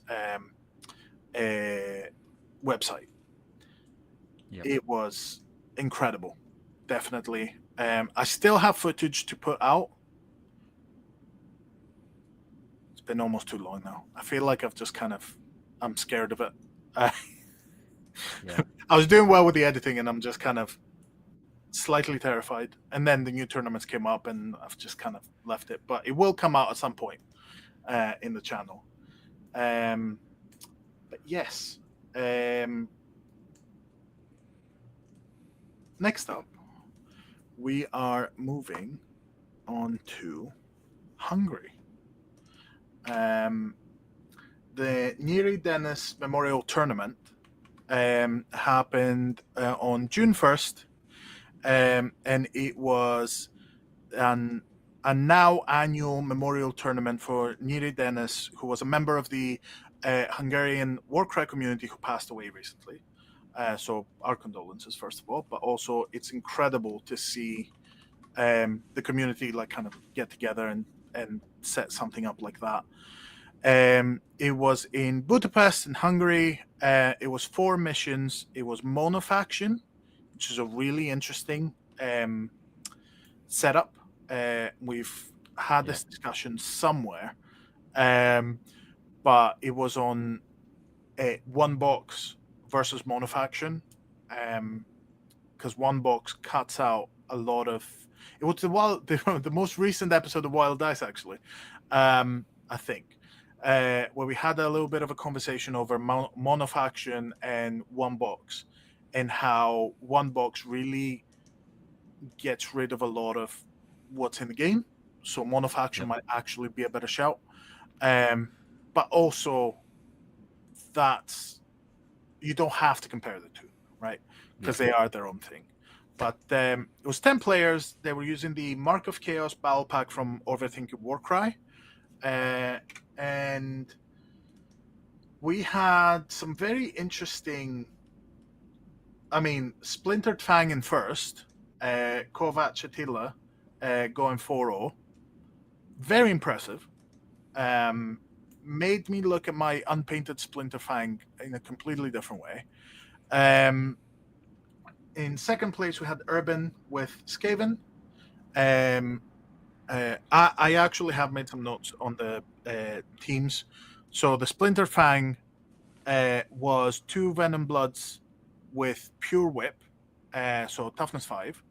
2 Venom Bloods with Blade and Whip, so toughness 4. 2 Serpent Collars, 2 Clear Bloods with Shields. Very interesting list. And obviously the leader as well.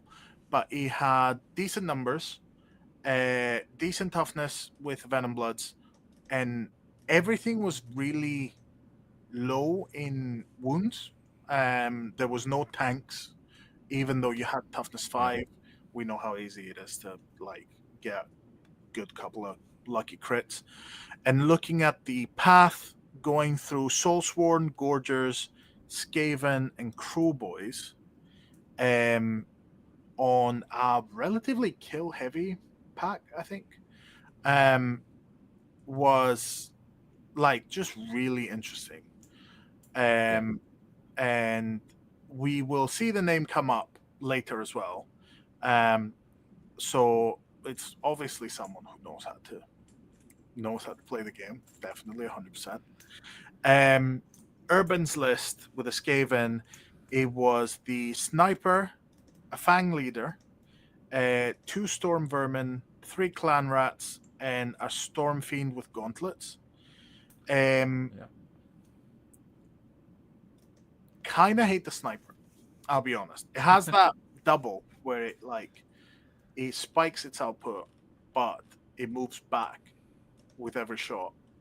I always thought that was an interesting ability, but it just kind of falls into the trap of, as a model, having something that is very complicated for not much reward. But yeah, the Storm Vermin, obviously with the Sniper and the Fang Leader to protect them, give them a little bit more longevity, and then Clan Rats to run around and be nuisances and come back with a battle trait. And the Storm Fiend is there to ruin your day, basically. It went through Iron Jaws, Brutes and Arboys, Sybarites, Slangor Spam, the Splinter Fang, and Gorgers. So again, not something that I would describe as an easy path. Definitely. And then you love to see it. That's one of the names I didn't manage to do my background on. So Benchik. With Quest or Soulsworn, I hope I got that right. If not, please let me know in the chat and I'll get it right next time. Going 2-1-1. Always love to see Questor doing well. 2 spears, 2 hammers, 2 relictors. Kind of love it. Spears are really good for projecting space. Hammers are solid, and the 2 relictors gives you a lot more space with the quad and the ranged attacks. You can just project a lot more. And they went up against Splinter Fang, Slaves to Darkness, Theridons, Flesh Eater Courts, and Iron Jaws. Flesh Eater Courts must have been fun because you get to shoot a lot, basically, with the relictors. But yeah, a very cool tournament, and one that we will see again next year. Anything from you? Anything that jumps out? No, I was having a read through the lists. It's I need to do a little bit more reading on the rest of these lists, but yeah, there's some. I think all players here have gone through some fairly tough. Certainly, in terms of just sheer wound count on models, Yeah, so Therodons, Iron Jaws, Gorges. Yeah, that's to make it through those packs. yeah. Is is good to see. I particularly something like Splintered Fang. I'm just having to think about that. It's I've miscast them clearly. Yeah, no. So they have the They're battle trait really helped them. The battle trait they can use their ability where the poison weapons, so they can hit on 3+ yeah on the next attack or the next attack, or like throughout the activation. But they can do it for free once per round, basically on any model, um, and that really helps like get that damage through. But yeah also, this is a very constructed list. It's that not a is one box. Um, yeah and it's the fact that you have 4 whips, so that's a lot of projection. The serpent callers also have like shooting attacks. So pretty much everything except for the leader and the clear bloods um, can reach out and touch over a certain distance. Um, yeah so yeah, but if you're playing, so Soulsworn had obviously shooting, but like Gorgers would have to close the gap. Skaven, there was a bit of shooting in Skaven, but not much. And then yeah the Crew Boys was Gut Ripper spam, so I don't even think there was a Boat Boy of any yeah. description. Um, so yeah, if you keep your like keeping your distance and that They've kind of got good stuff, mobility. Yeah, yeah, it would have really. I think it would have really helped. But this is obviously skilled play. Um, that's what Definitely I'm skilled looking play. at that and just going. That is kind of the beauty of the mono faction to be like that is it's restricted, but that is an incredibly deliberately Yeah, designed team. Um, and yeah, to dance around those big hitters that they came up against, just impressive yeah, kind of no, thing. absolutely, I'd love to see it. I'd love to see a write up on some of those. yeah. Um, Uh, yeah, so we're now going to move over to Denmark. Trolls Knack Nielsen, the creator of War Tally, um, and known Danish TO, or TO in Denmark. Um, Running in Copenhagen, 4 missions. It was a mix of missions from Warcry, FG2, and Path to Glory. 8 players, and it's one of the quarterly Copenhagen commotions. So it was on June 1st. Jack of all trades. It was a generic mix of all 3. You had a mission with 7 treasures and no movement modification. You had a mission with 3 objectives with points for kill, and a gameplay mechanic for bounty, where you would choose your opponents. Each team chooses 2 of their opponents to have like a certain kind of bounty mechanic where everyone gets points for kills, but except for those that are marked. But then if yep, you get a kill, you're marked yourself, I think, or you count for 2. Anyway, it was a bounty mechanic that made things a little bit yep, interesting. And then classic lightning raid, devastation total, kill yep. and objective points. Um, so like relatively, I wouldn't call it completely like kill heavy, but relatively, That's um, a slog. That's yeah, it's yeah. slugfest. That And that is Iron the term I was Golems looking for. Yeah. right at the top. It's who you expect from a Slugfair. Uh-huh. Double Breacher, Dominor, Armator, and 4 Legionnaires. It's the Double Breacher Classic, basically. Yeah. Went through a gauntlet of Slaves to Darkness, Dispossessed, Cast the Lights, and Monster Killers. So very much high toughness, very, very sticky opponents. Yeah. Well played by Lars. Then Christian with Castlelight Hosts went 3-1.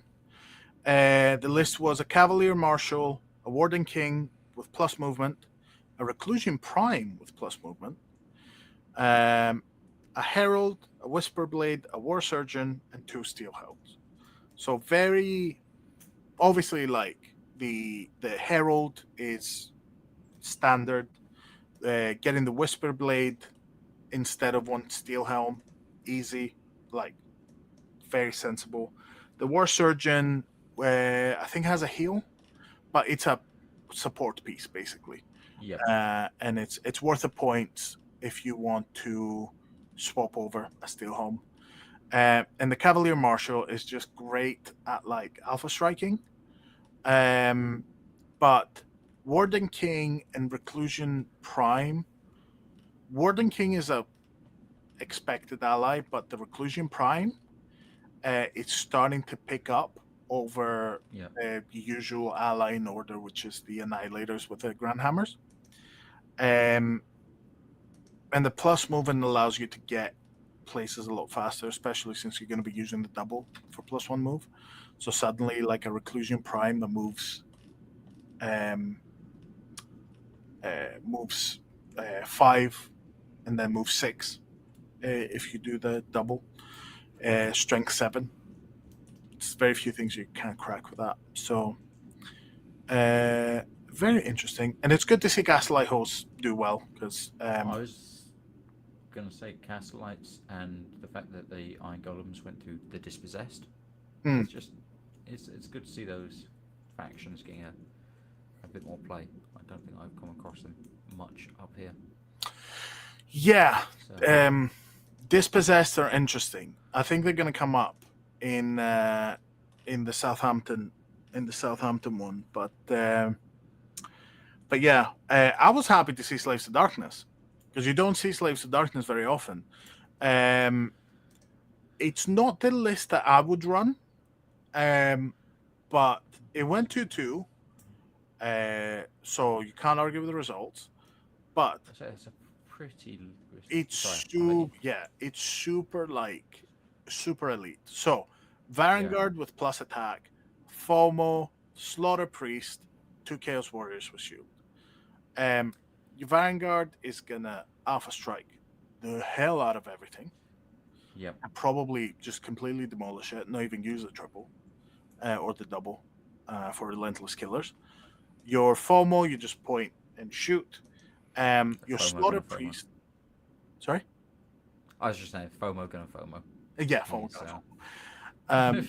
Your Slaughter Priest gives you a little bit of projection on range with the Blood Boil and with a pull as well. And then the Chaos Warrior with Shield are just there to react twice and go up to 21 wounds, basically. Yep. Maybe more if you're not killing them fast enough. But yeah, no, it's.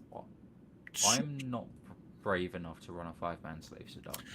I'll say that. Agreed.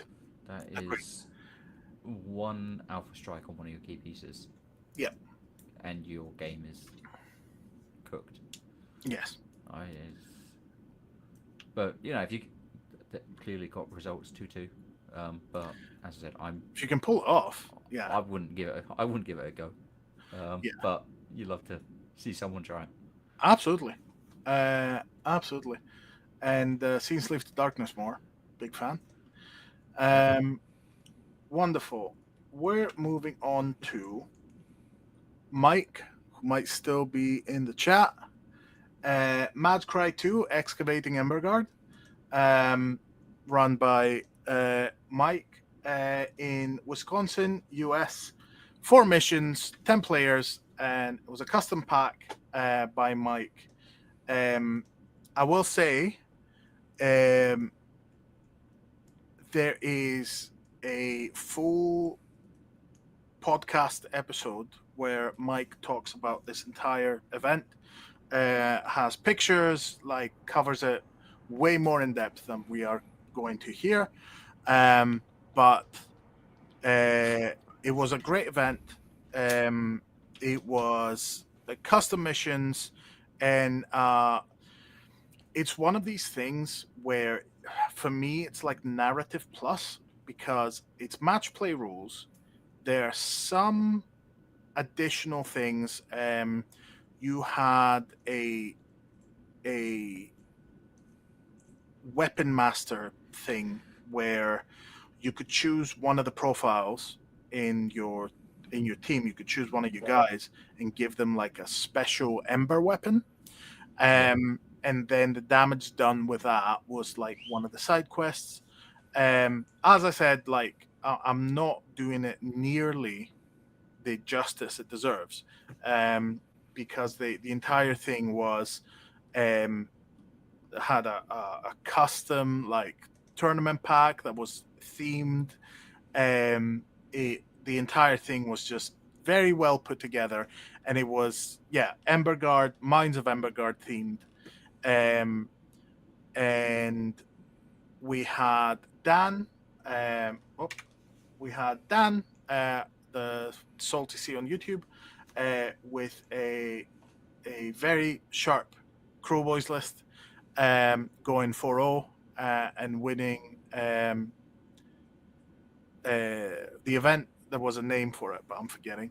And then I had it was a bit difficult to decipher the list, but it was a clawback, 2 stab grots, one with ember flail, shank, herc, boat boy boss with plus strength, a crusher with plus attack, and a gut ripper. Oof. Like no fat there. The only thing that's like slightly is the gut ripper, but you've got 75 points. What are you gonna do, right? Big perp showing out. Yep. Um, that list has projection, has range. It's just these lists are just very, very useful. They give you all the tools you need. You get in, and especially if you're Dan, uh, you do well. You have everything you need to do well. I do seem to have lost my co-host.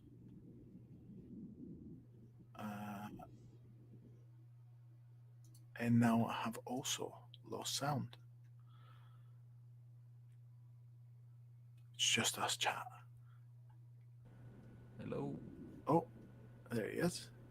One I have sec. no idea what just happened. The entire browser wanted. Yep, it was Big Perp. Oh, there he is. Perp did it. Yeah. Okay. No, we're back. Am I still on the audio? Yeah. I mean, Good. you're coming through on OBS just fine. Perfect. But yeah, so in second place, Adam J with Crew Boys. Slightly different list. Mergnob with an Ember Sword. Herc Torka with plus crit. Bolt Boy Boss with plus strength. Killer Boss with flail with plus strength. Shank, Stab Garrot, and 2 Gut Rippers. More Crew Boys kind of specific list. But the important thing is that Adam did both side quests, if I'm not mistaken, Mike, which is very impressive. And then Alexander Lopez on third place with Castellite Host going 3-1. 5 Steel Helms, Runefather, Liberator Prime, Marshal with Pistols, Herald, and Show Shepherd. Very good list. Steel Helms, having enough of them, it's very good. Liberator Prime will spike on the double and do an incredible amount of damage. and then Rune Father for the strength. The Mouthshot with pistols will project a little bit as well. So yeah, good lists. And Darren Smith as well won the side quest for Weapon Master with Wildercore Hunters. Um, uh, if you want to see more of this, hear more about this on the channel Dogs of Warcry, they had the podcast where Mike went through all of this, had pictures and everything. So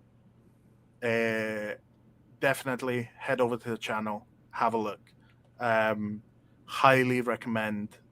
Highly recommend it because as a tournament, um, it is that part of you get the best of having like a nice kind of match play tournament with custom missions, and then you also have that extra little bit of like shaking things up. Plus, how lovely it was to see the amount of like custom work put into it. So yeah, highly recommend it. And if you are in the area, keep an eye out for future events. But now we move over somewhere closer, Germany. Mikkel Matti putting on Warcry #1, which I'm hoping is the first one in a series. In Merchik, Germany, 3 missions, 16 players, Path to Glory pack. It happened on the 15th of June. It was about. It's part of a series, as I've noted down. 2 hours and 15 per round, which I found very interesting. Plenty of time, which means probably didn't have to chase anyone up. Major, minor, they had tournament quests, which is rare to see these days. No monsters, yes to blessings and traits. And then they had first mission was 100% objective. Second mission was kill 75, treasure 25. Then the third mission was 75 kill, 25 objective. So kind of mostly kill and objective with a little bit of treasure in there. And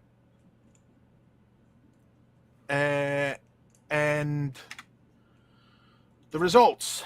Vince with Cruel Boys going 3-0. The list being very Cruel Boy specific. Oh, we lost Badger again.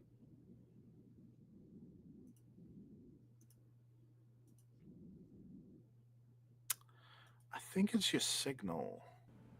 Oh, you're back. Oh. We're good. Yeah, so very Cruel Boy specific.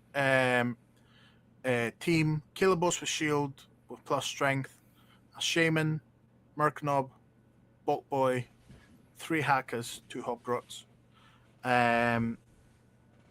Very, very, very kind of mono build. Build. Very good to see it go 3-0. Usually Cruel Boys are for soup. So to see mono faction one go that well, very good. Then Ralph Weber with My Creed. It was pretty much one box. Bloated one, Raker Claws, Carrion Catcher, one of each. Outcast with 3 shields, and then three shields, and then 2 weapons. Good solid list. The fact that it went 3-0 on 16 players, very impressive. Needs quite a bit. Yeah. Needs quite a bit of careful positioning because there was a lot of monster killers in this. I think there was 2 or 3 monster killers warbands. I thought that was super cool, but also 2 super dangerous. As Ollie showed us on 3rd place with monster killers going 2-1. With a Beast Snob with plus attacks, Bola Boy, Flogger, Clutch of Grot, 2 harpoons, 1 hacker, 2 howlers, and 1 egg grot. I've already said the egg grot. I think it was just 1 egg grot. Um, it won versus Thunderstrike and Black Talons. Continuing the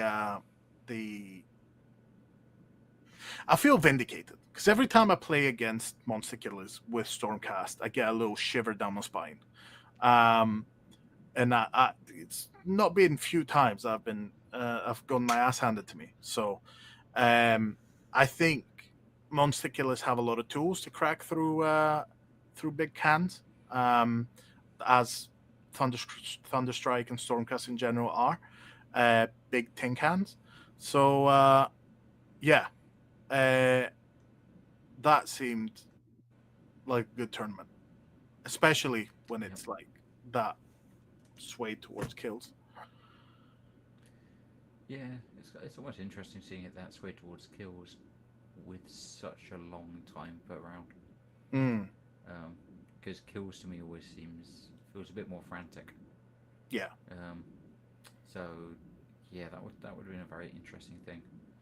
I'm curious whether with shorter rounds, whether one box, whether you'd be able to be as careful with your positioning. Um, yeah.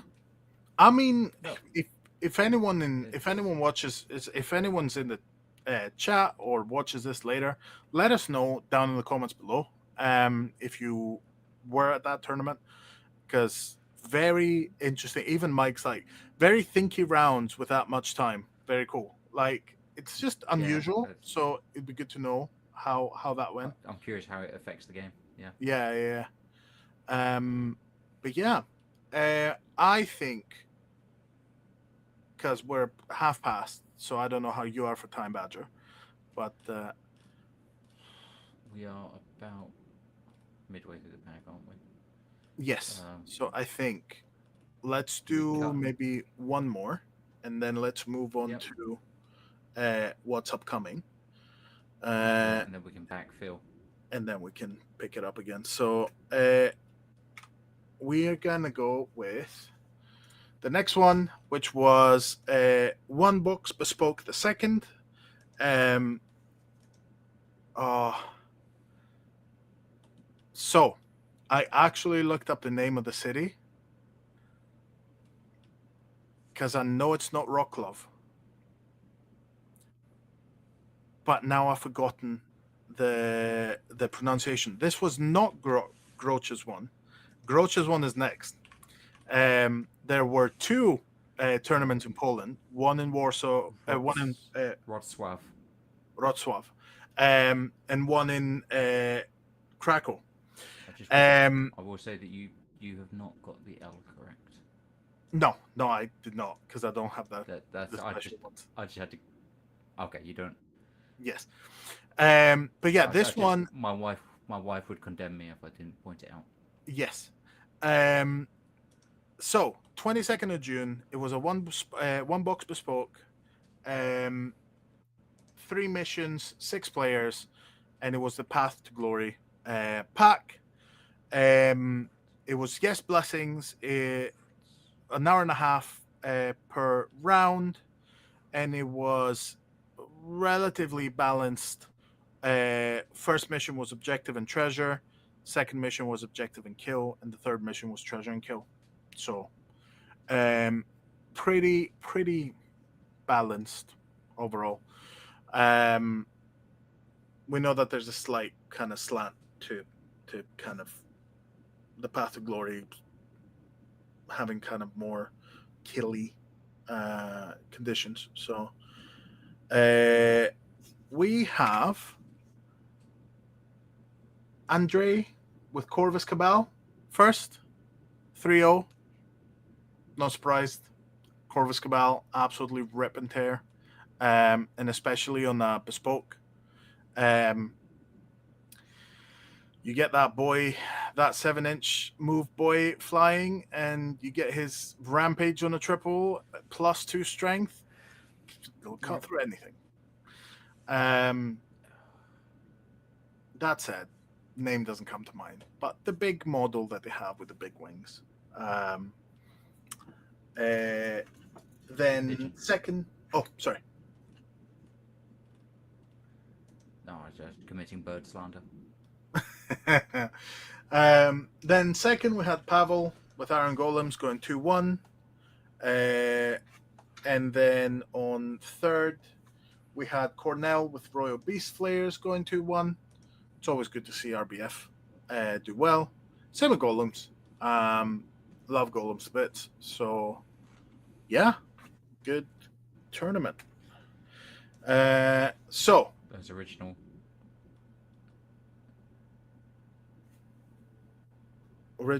As you could say, those original warbands still got it. Oh, absolutely. So I'm gonna very quickly skip through things. Don't look at the chat. Don't look at the chat. Chat. Don't look at this. Don't look at the screen. RBF monkeys on the podium. Absolutely. Shrike Talon. Yes, that's what it's called. Thanks, Mike.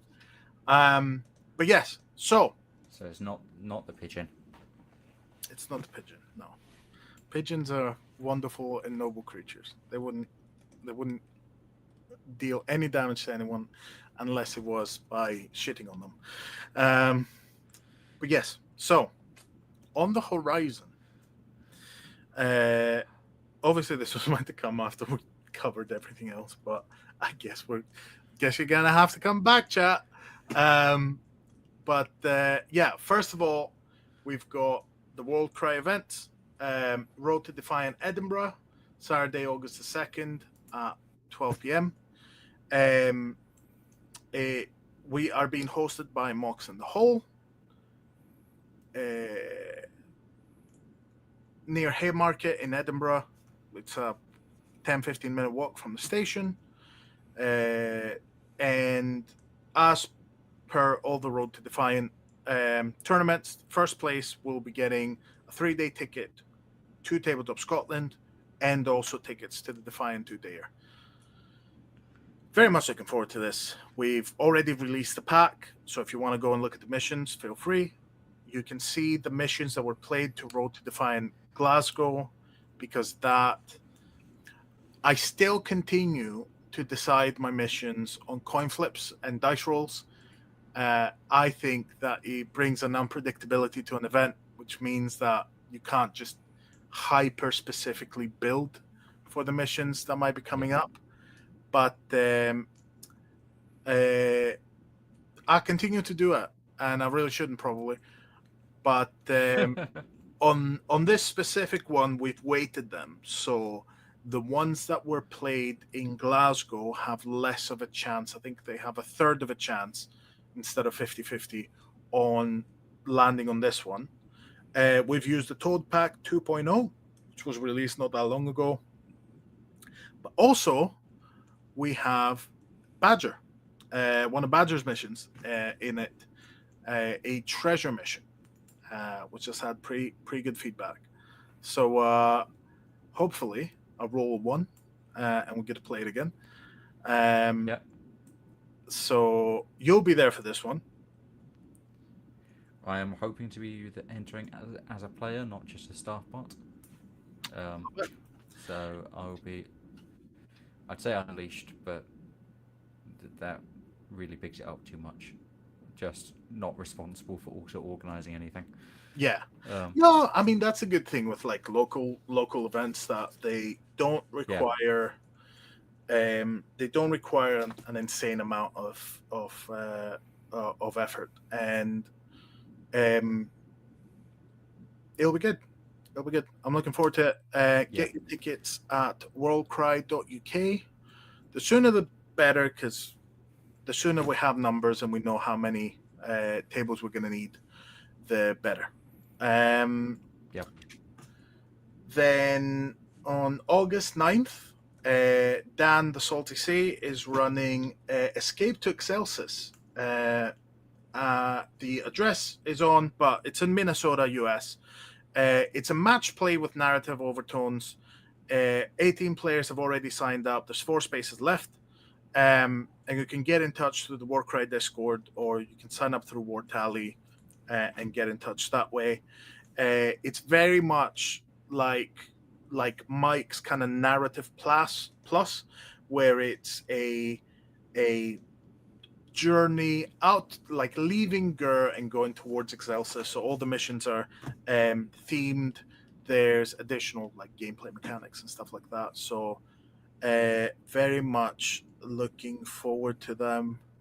And very much looking forward to seeing what the outfit that Mike is going to be wearing is. Chat, Mike is notorious for showing up to a lot of the narrative tournaments in full getup. Dressed up as Ash Ketchum with his Pokemon warband, dressed up as a Teenage Mutant Ninja Turtle with his Teenage Mutant Ninja Turtles warband. So I'm really looking forward to seeing what that outfit is. Mike, do not spoil it. I just want to see the pictures, and we're not that far, so that's going to be interesting. But yeah, no, it's going to be cool. I'm assuming that you guys are going to talk about it on the podcast as well. Possibly Dogs of Warcry, or I'm assuming Dan will probably make a video. So keep an eye out on the channels for that. And then the other August 9th, Storm in the South 2.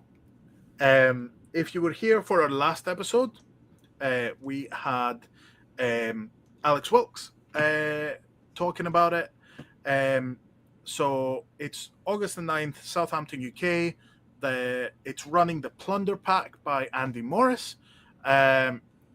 It's looking to be a really cool mission pack, slightly inspired by the different ways that someone can score in Kill Team, kind of picking your path to victory. So it has different paths. Even in the same mission, you have to choose if you're trying to win through kills or through, I think, objective capping. 26 players signed up, 2 tickets left. Tickets are on Eventbrite. I'm going. All of Wild Dice is going, actually. I have notes for that.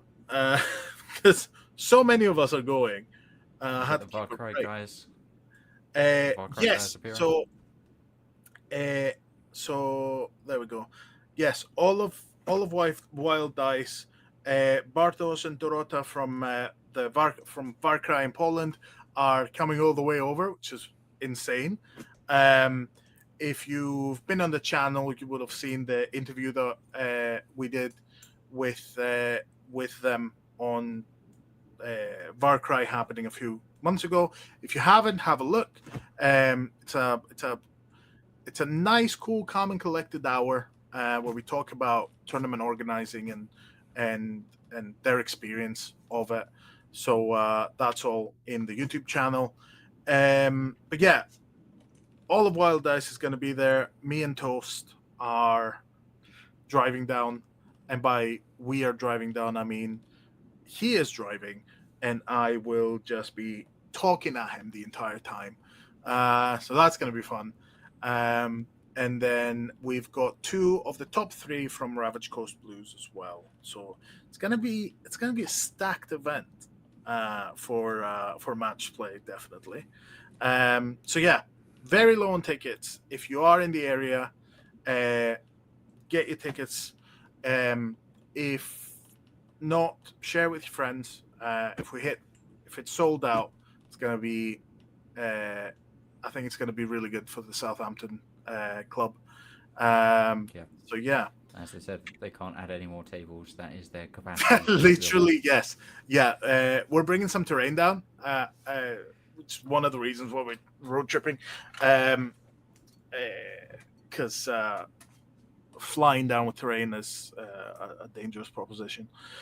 So yeah, it's gonna be fun. But also, Pora to Pora, August 9th in Warsaw, Poland. 16 players signed up, 4 tickets left. Tickets to the tournament pack on War Tally. There's no monsters. There's yes on divine blessings, but not on allies and Bladeborn, which is an interesting restriction. And yes on battle traits. So that's going to be another interesting one. It's one of these names that you see coming up again and again. So it's going to be nice to cover that. But also 3 tournaments on August 9th, simultaneous across the world. Very, very cool. So, yeah, we'll see. We'll have a lot to talk about mid-August, which is nice. Just had a quick look up. Pora to Pora, Time of the Axe. Time of the Axe. Oh, I love is that. how I'm translating it. Okay, all right. So, yeah. Or Season of the Axe. That's it. I know that it's not the yeah. first one. It's one in a series. So, yeah, it's always nice to see kind of continuous events, because a continuous event means that it's serving a continuous community, and it's great. I think that people don't realize how impressive it is that like our community has just kept going through all of this time without an inkling of news or updates or anything like that. So I think it's a testament to people doing these events and people going to them as well, but also a little bit the game being good enough to be fun to play again and again and again. But yeah, crossing into September, Road to Defiant. The Road to Defiant leads us to Defiant. Defiant is the Tabletop Scotland match play tournament. Saturday, September 6th. It's going to be an incredible event. I'm really looking forward to it. It's going to be what all of this kind of WorldCryUK stuff is leading up to. And it's early in September. I'll say, if you're on the fence about going, Tabletop Scotland is just such a fun convention anyway. 100%. It's a great event. A great time. It's right next to the airport. I think we're getting Off Meta and War Games on Toast. If we do get Off Meta, I'm hoping he does the same, where he flies up, plays, and then just runs halfway through the ceremony and just flies back. Because that's just like, it's just super convenient, which is one of the reasons why we start a bit later. Because it gives time to people traveling to get in and play, but also if you do manage to get in early, it means that you have a good few hours to go around the event, so that you can catch the stalls while open and all of that. Even though Tabletop Scotland is an event, like it's a whole day thing. Like I think it starts at 9 and it closes at 9. So incredible events. We also have on the Sunday, slightly shorter, but Defiant of Ashen Memory. It's a 3-round narrative on Sunday, September the 7th. It's based on the Of Ashen Memory narrative pack that the Serpent Slave posted on Reddit. I saw it. I loved it. Got in touch. They were more than happy for us to use it. So it'll be my first time running a narrative event by myself. So wish me luck.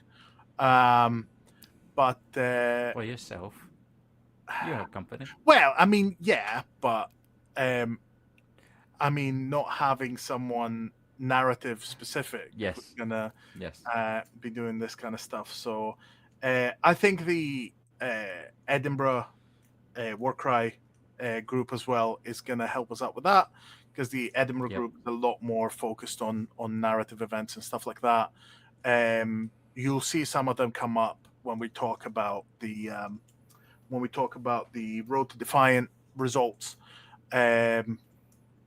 So yeah, really, really cool stuff. And we're down to the last two. Rumble in the North, September 14th in Birkerød, Denmark. It's a teams tournament, 24 players. All the details are on War Tally. I love it because it's a teams event. and it's super super interesting um, to see those kind of alternative uh, uh, playing scenarios. Um, I've been dying to see if doubles work, and I think there's been another teams one, and it completely slipped my mind up until I was doing the prep for this. So I'm gonna go and look that up. But yeah, the idea of doubles, because I know that Age of Sigmar doubles is a thing. So I think it'll be really exciting if there's a way to do it without taking forever. But Forever in Warcry times, it still isn't that bad.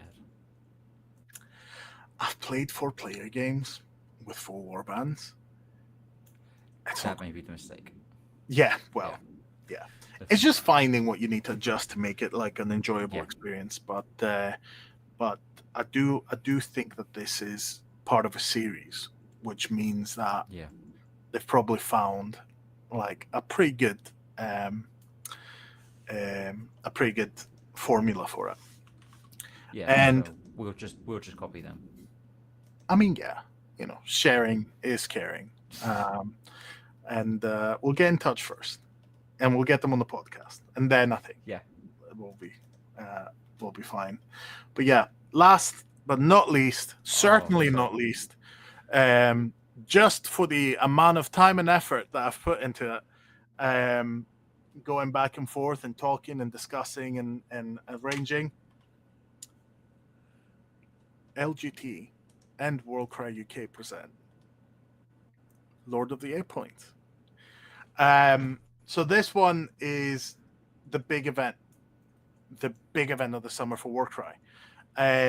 September 27th in London. Everything goes. Monsters, yes. Blessings, yes. Battle traits, yes. Bring whatever you want. We're starting with 32 players, but we'll see how it goes. This is run in coordination with the London Grand Tournament and UK Tournament Circuit on their big event. The LGD is the biggest kind of UK tabletop event, like wargaming event tournament. So it's really, really, I cannot stress how important this is for like Warcry representation. And for us to be there, it's very, very exciting. And as such, the theme for this one, Lord of the 8 Points, is themed over the original first season of Warcry, where all of the warbands are pulled back into the 8 Points on Archaon's whims to fight either for Ascension or for freedom. And the top place will have the winner of this event will, at least for a year, command the title of the Lord of the 8 Points. So quick. Yep. On the fly correction, it's lgtpresents.co.uk, not .com. Yes. Okay. But just for anyone wanting to get it. Well, the thing is, with all of our events, you can find all of our events and all of the events that of like kind of friends of the channel. You can find them all on WorldCryUK. That's where we have all of our tickets. That's where we have all of the photography. That's where we have like kind of the links to all of our channels and stuff. So if any of this doesn't work, if you go to WorldCry.uk, you'll be able to find everything. You'll be able to find all of this information. And for WorldCry UK events, just as a reminder for anyone who hasn't come through, anyone who hasn't been to one of these events, a couple of the things that we make sure that we do to go a bit above and beyond is we have our photography booth It's a picture of me looking particularly stressed. Um, but we take good pictures of your war bands because you spent all of this time to put them together. You've spent all of this time to paint them. You should come away with like a good reminder, a nice photo to post on your socials, and to have, you know. Um, so, and it's really good. It celebrates the amount of time, effort, and work people put into their models. And it's one of the things I feel really strongly about. Yeah. Um, And as you said earlier, we're getting better on it all the time, upgrading the gear, just yep, um, yeah, really pushing that forwards. absolutely. And also, our prizes are pretty much all of them uh, custom designed, um, painfully put together. Yeah. Got my Um, pride of place back here. hey, there we go. Yeah, I have mine somewhere up there. But it's one of these things I literally wanted to teach myself design because I think that prizes should have all the information on them.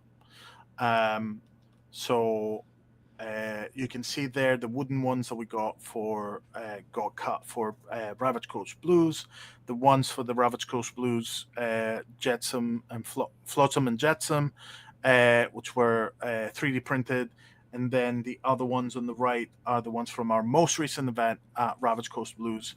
Um, they came with And their own. I don't know if I actually told you this because I did it very last minute, but uh, I've been working on pins and obviously WorldCry UK pins. Um, I saw the bags; they're gorgeous. yes, Um, they're really and nice. They're all very this merch, very light as well. Hmm? all this merch with the prize. Absolutely. Well, all of it was Jess because she was Yep. fantastic going out there and kind of finding more things to do, and we've got we've got more stuff coming in, but I'm stuck on the pins because anyone who's like gone to an event with me knows I walk around with my. Trying to see if I have it nearby. I don't think. I think I have it in the other room. I love going around with my hat, which is full of pins. Yep. If I ever headbutt anyone, I'm going to be in serious amounts of pain. But as we have the WorldCry UK pins that look very much like that, we have different colors for the lettering depending on where you got it. So if you get the pin by winning an event, your lettering will be gold. If you get one for being best painted, it's going to have like a little sheen like mother of pearl. If you get a favorite player, the lettering will be green. So you'll be able to get more and more of them that are going to be themed so that That's gorgeous.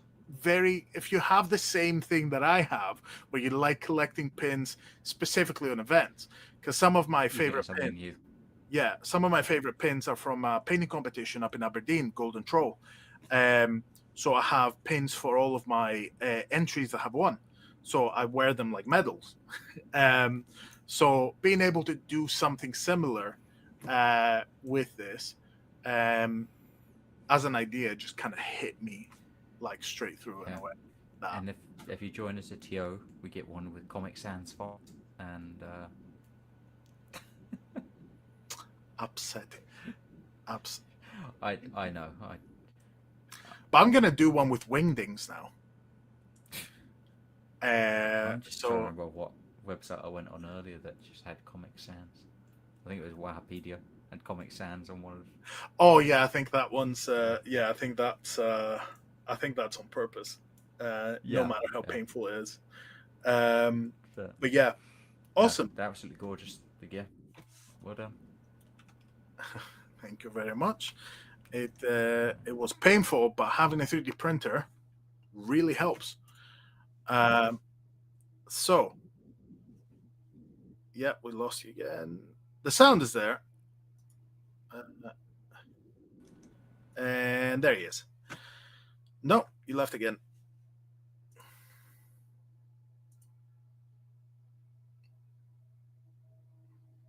There you go. I'm just jumping back in to And say goodbye.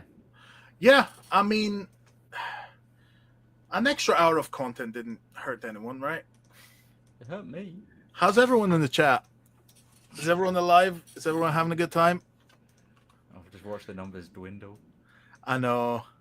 But Actually, designers like Comic Sans again, Grandpa. Oh, thank you very much. the Gen Z, they're all about that ironic font.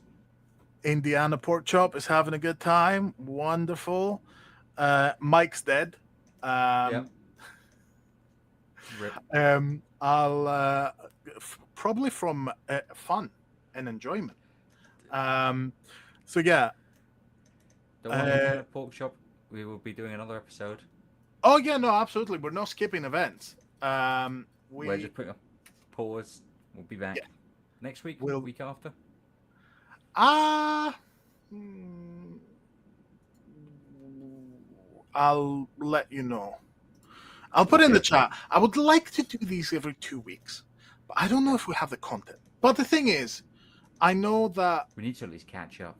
yes, yeah, 'Cause the absolutely. problem is, you say we don't have the content, and then we talk for 45 minutes on a random topic, making someone's 15 minutes of fame an hour long.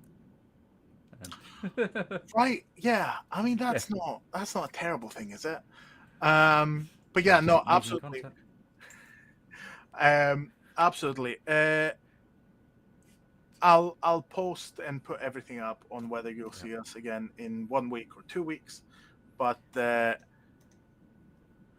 if you're stuck with us, thank you very, very much. Madder than we are. Well, I mean, we stuck through all of it, but we kind of had to. I'm just distracted now thinking about going and getting a Gongrot dice bag or something. I think even Mike, it's beautiful work. If you need merch, Jess has all the info on Send her the Gongrot memes. Yes, that's going to be on the next event on Defiant. We're going to have custom Gongrot We're going to be on the ground floor for the Chorf release. That's not a bad idea. But I have to cut Mike in on it. I think so. Yes, absolutely. We'll send him like the t-shirts and stuff. Okay, well I'll leave that. I'll leave that in the chat. People can see it. People can see it at their own leisure. But that's sick. I love it. Right. Again, thank you all very much. I've been Lord Phylax. I'm still a badger. And we'll see you soon. When we see you.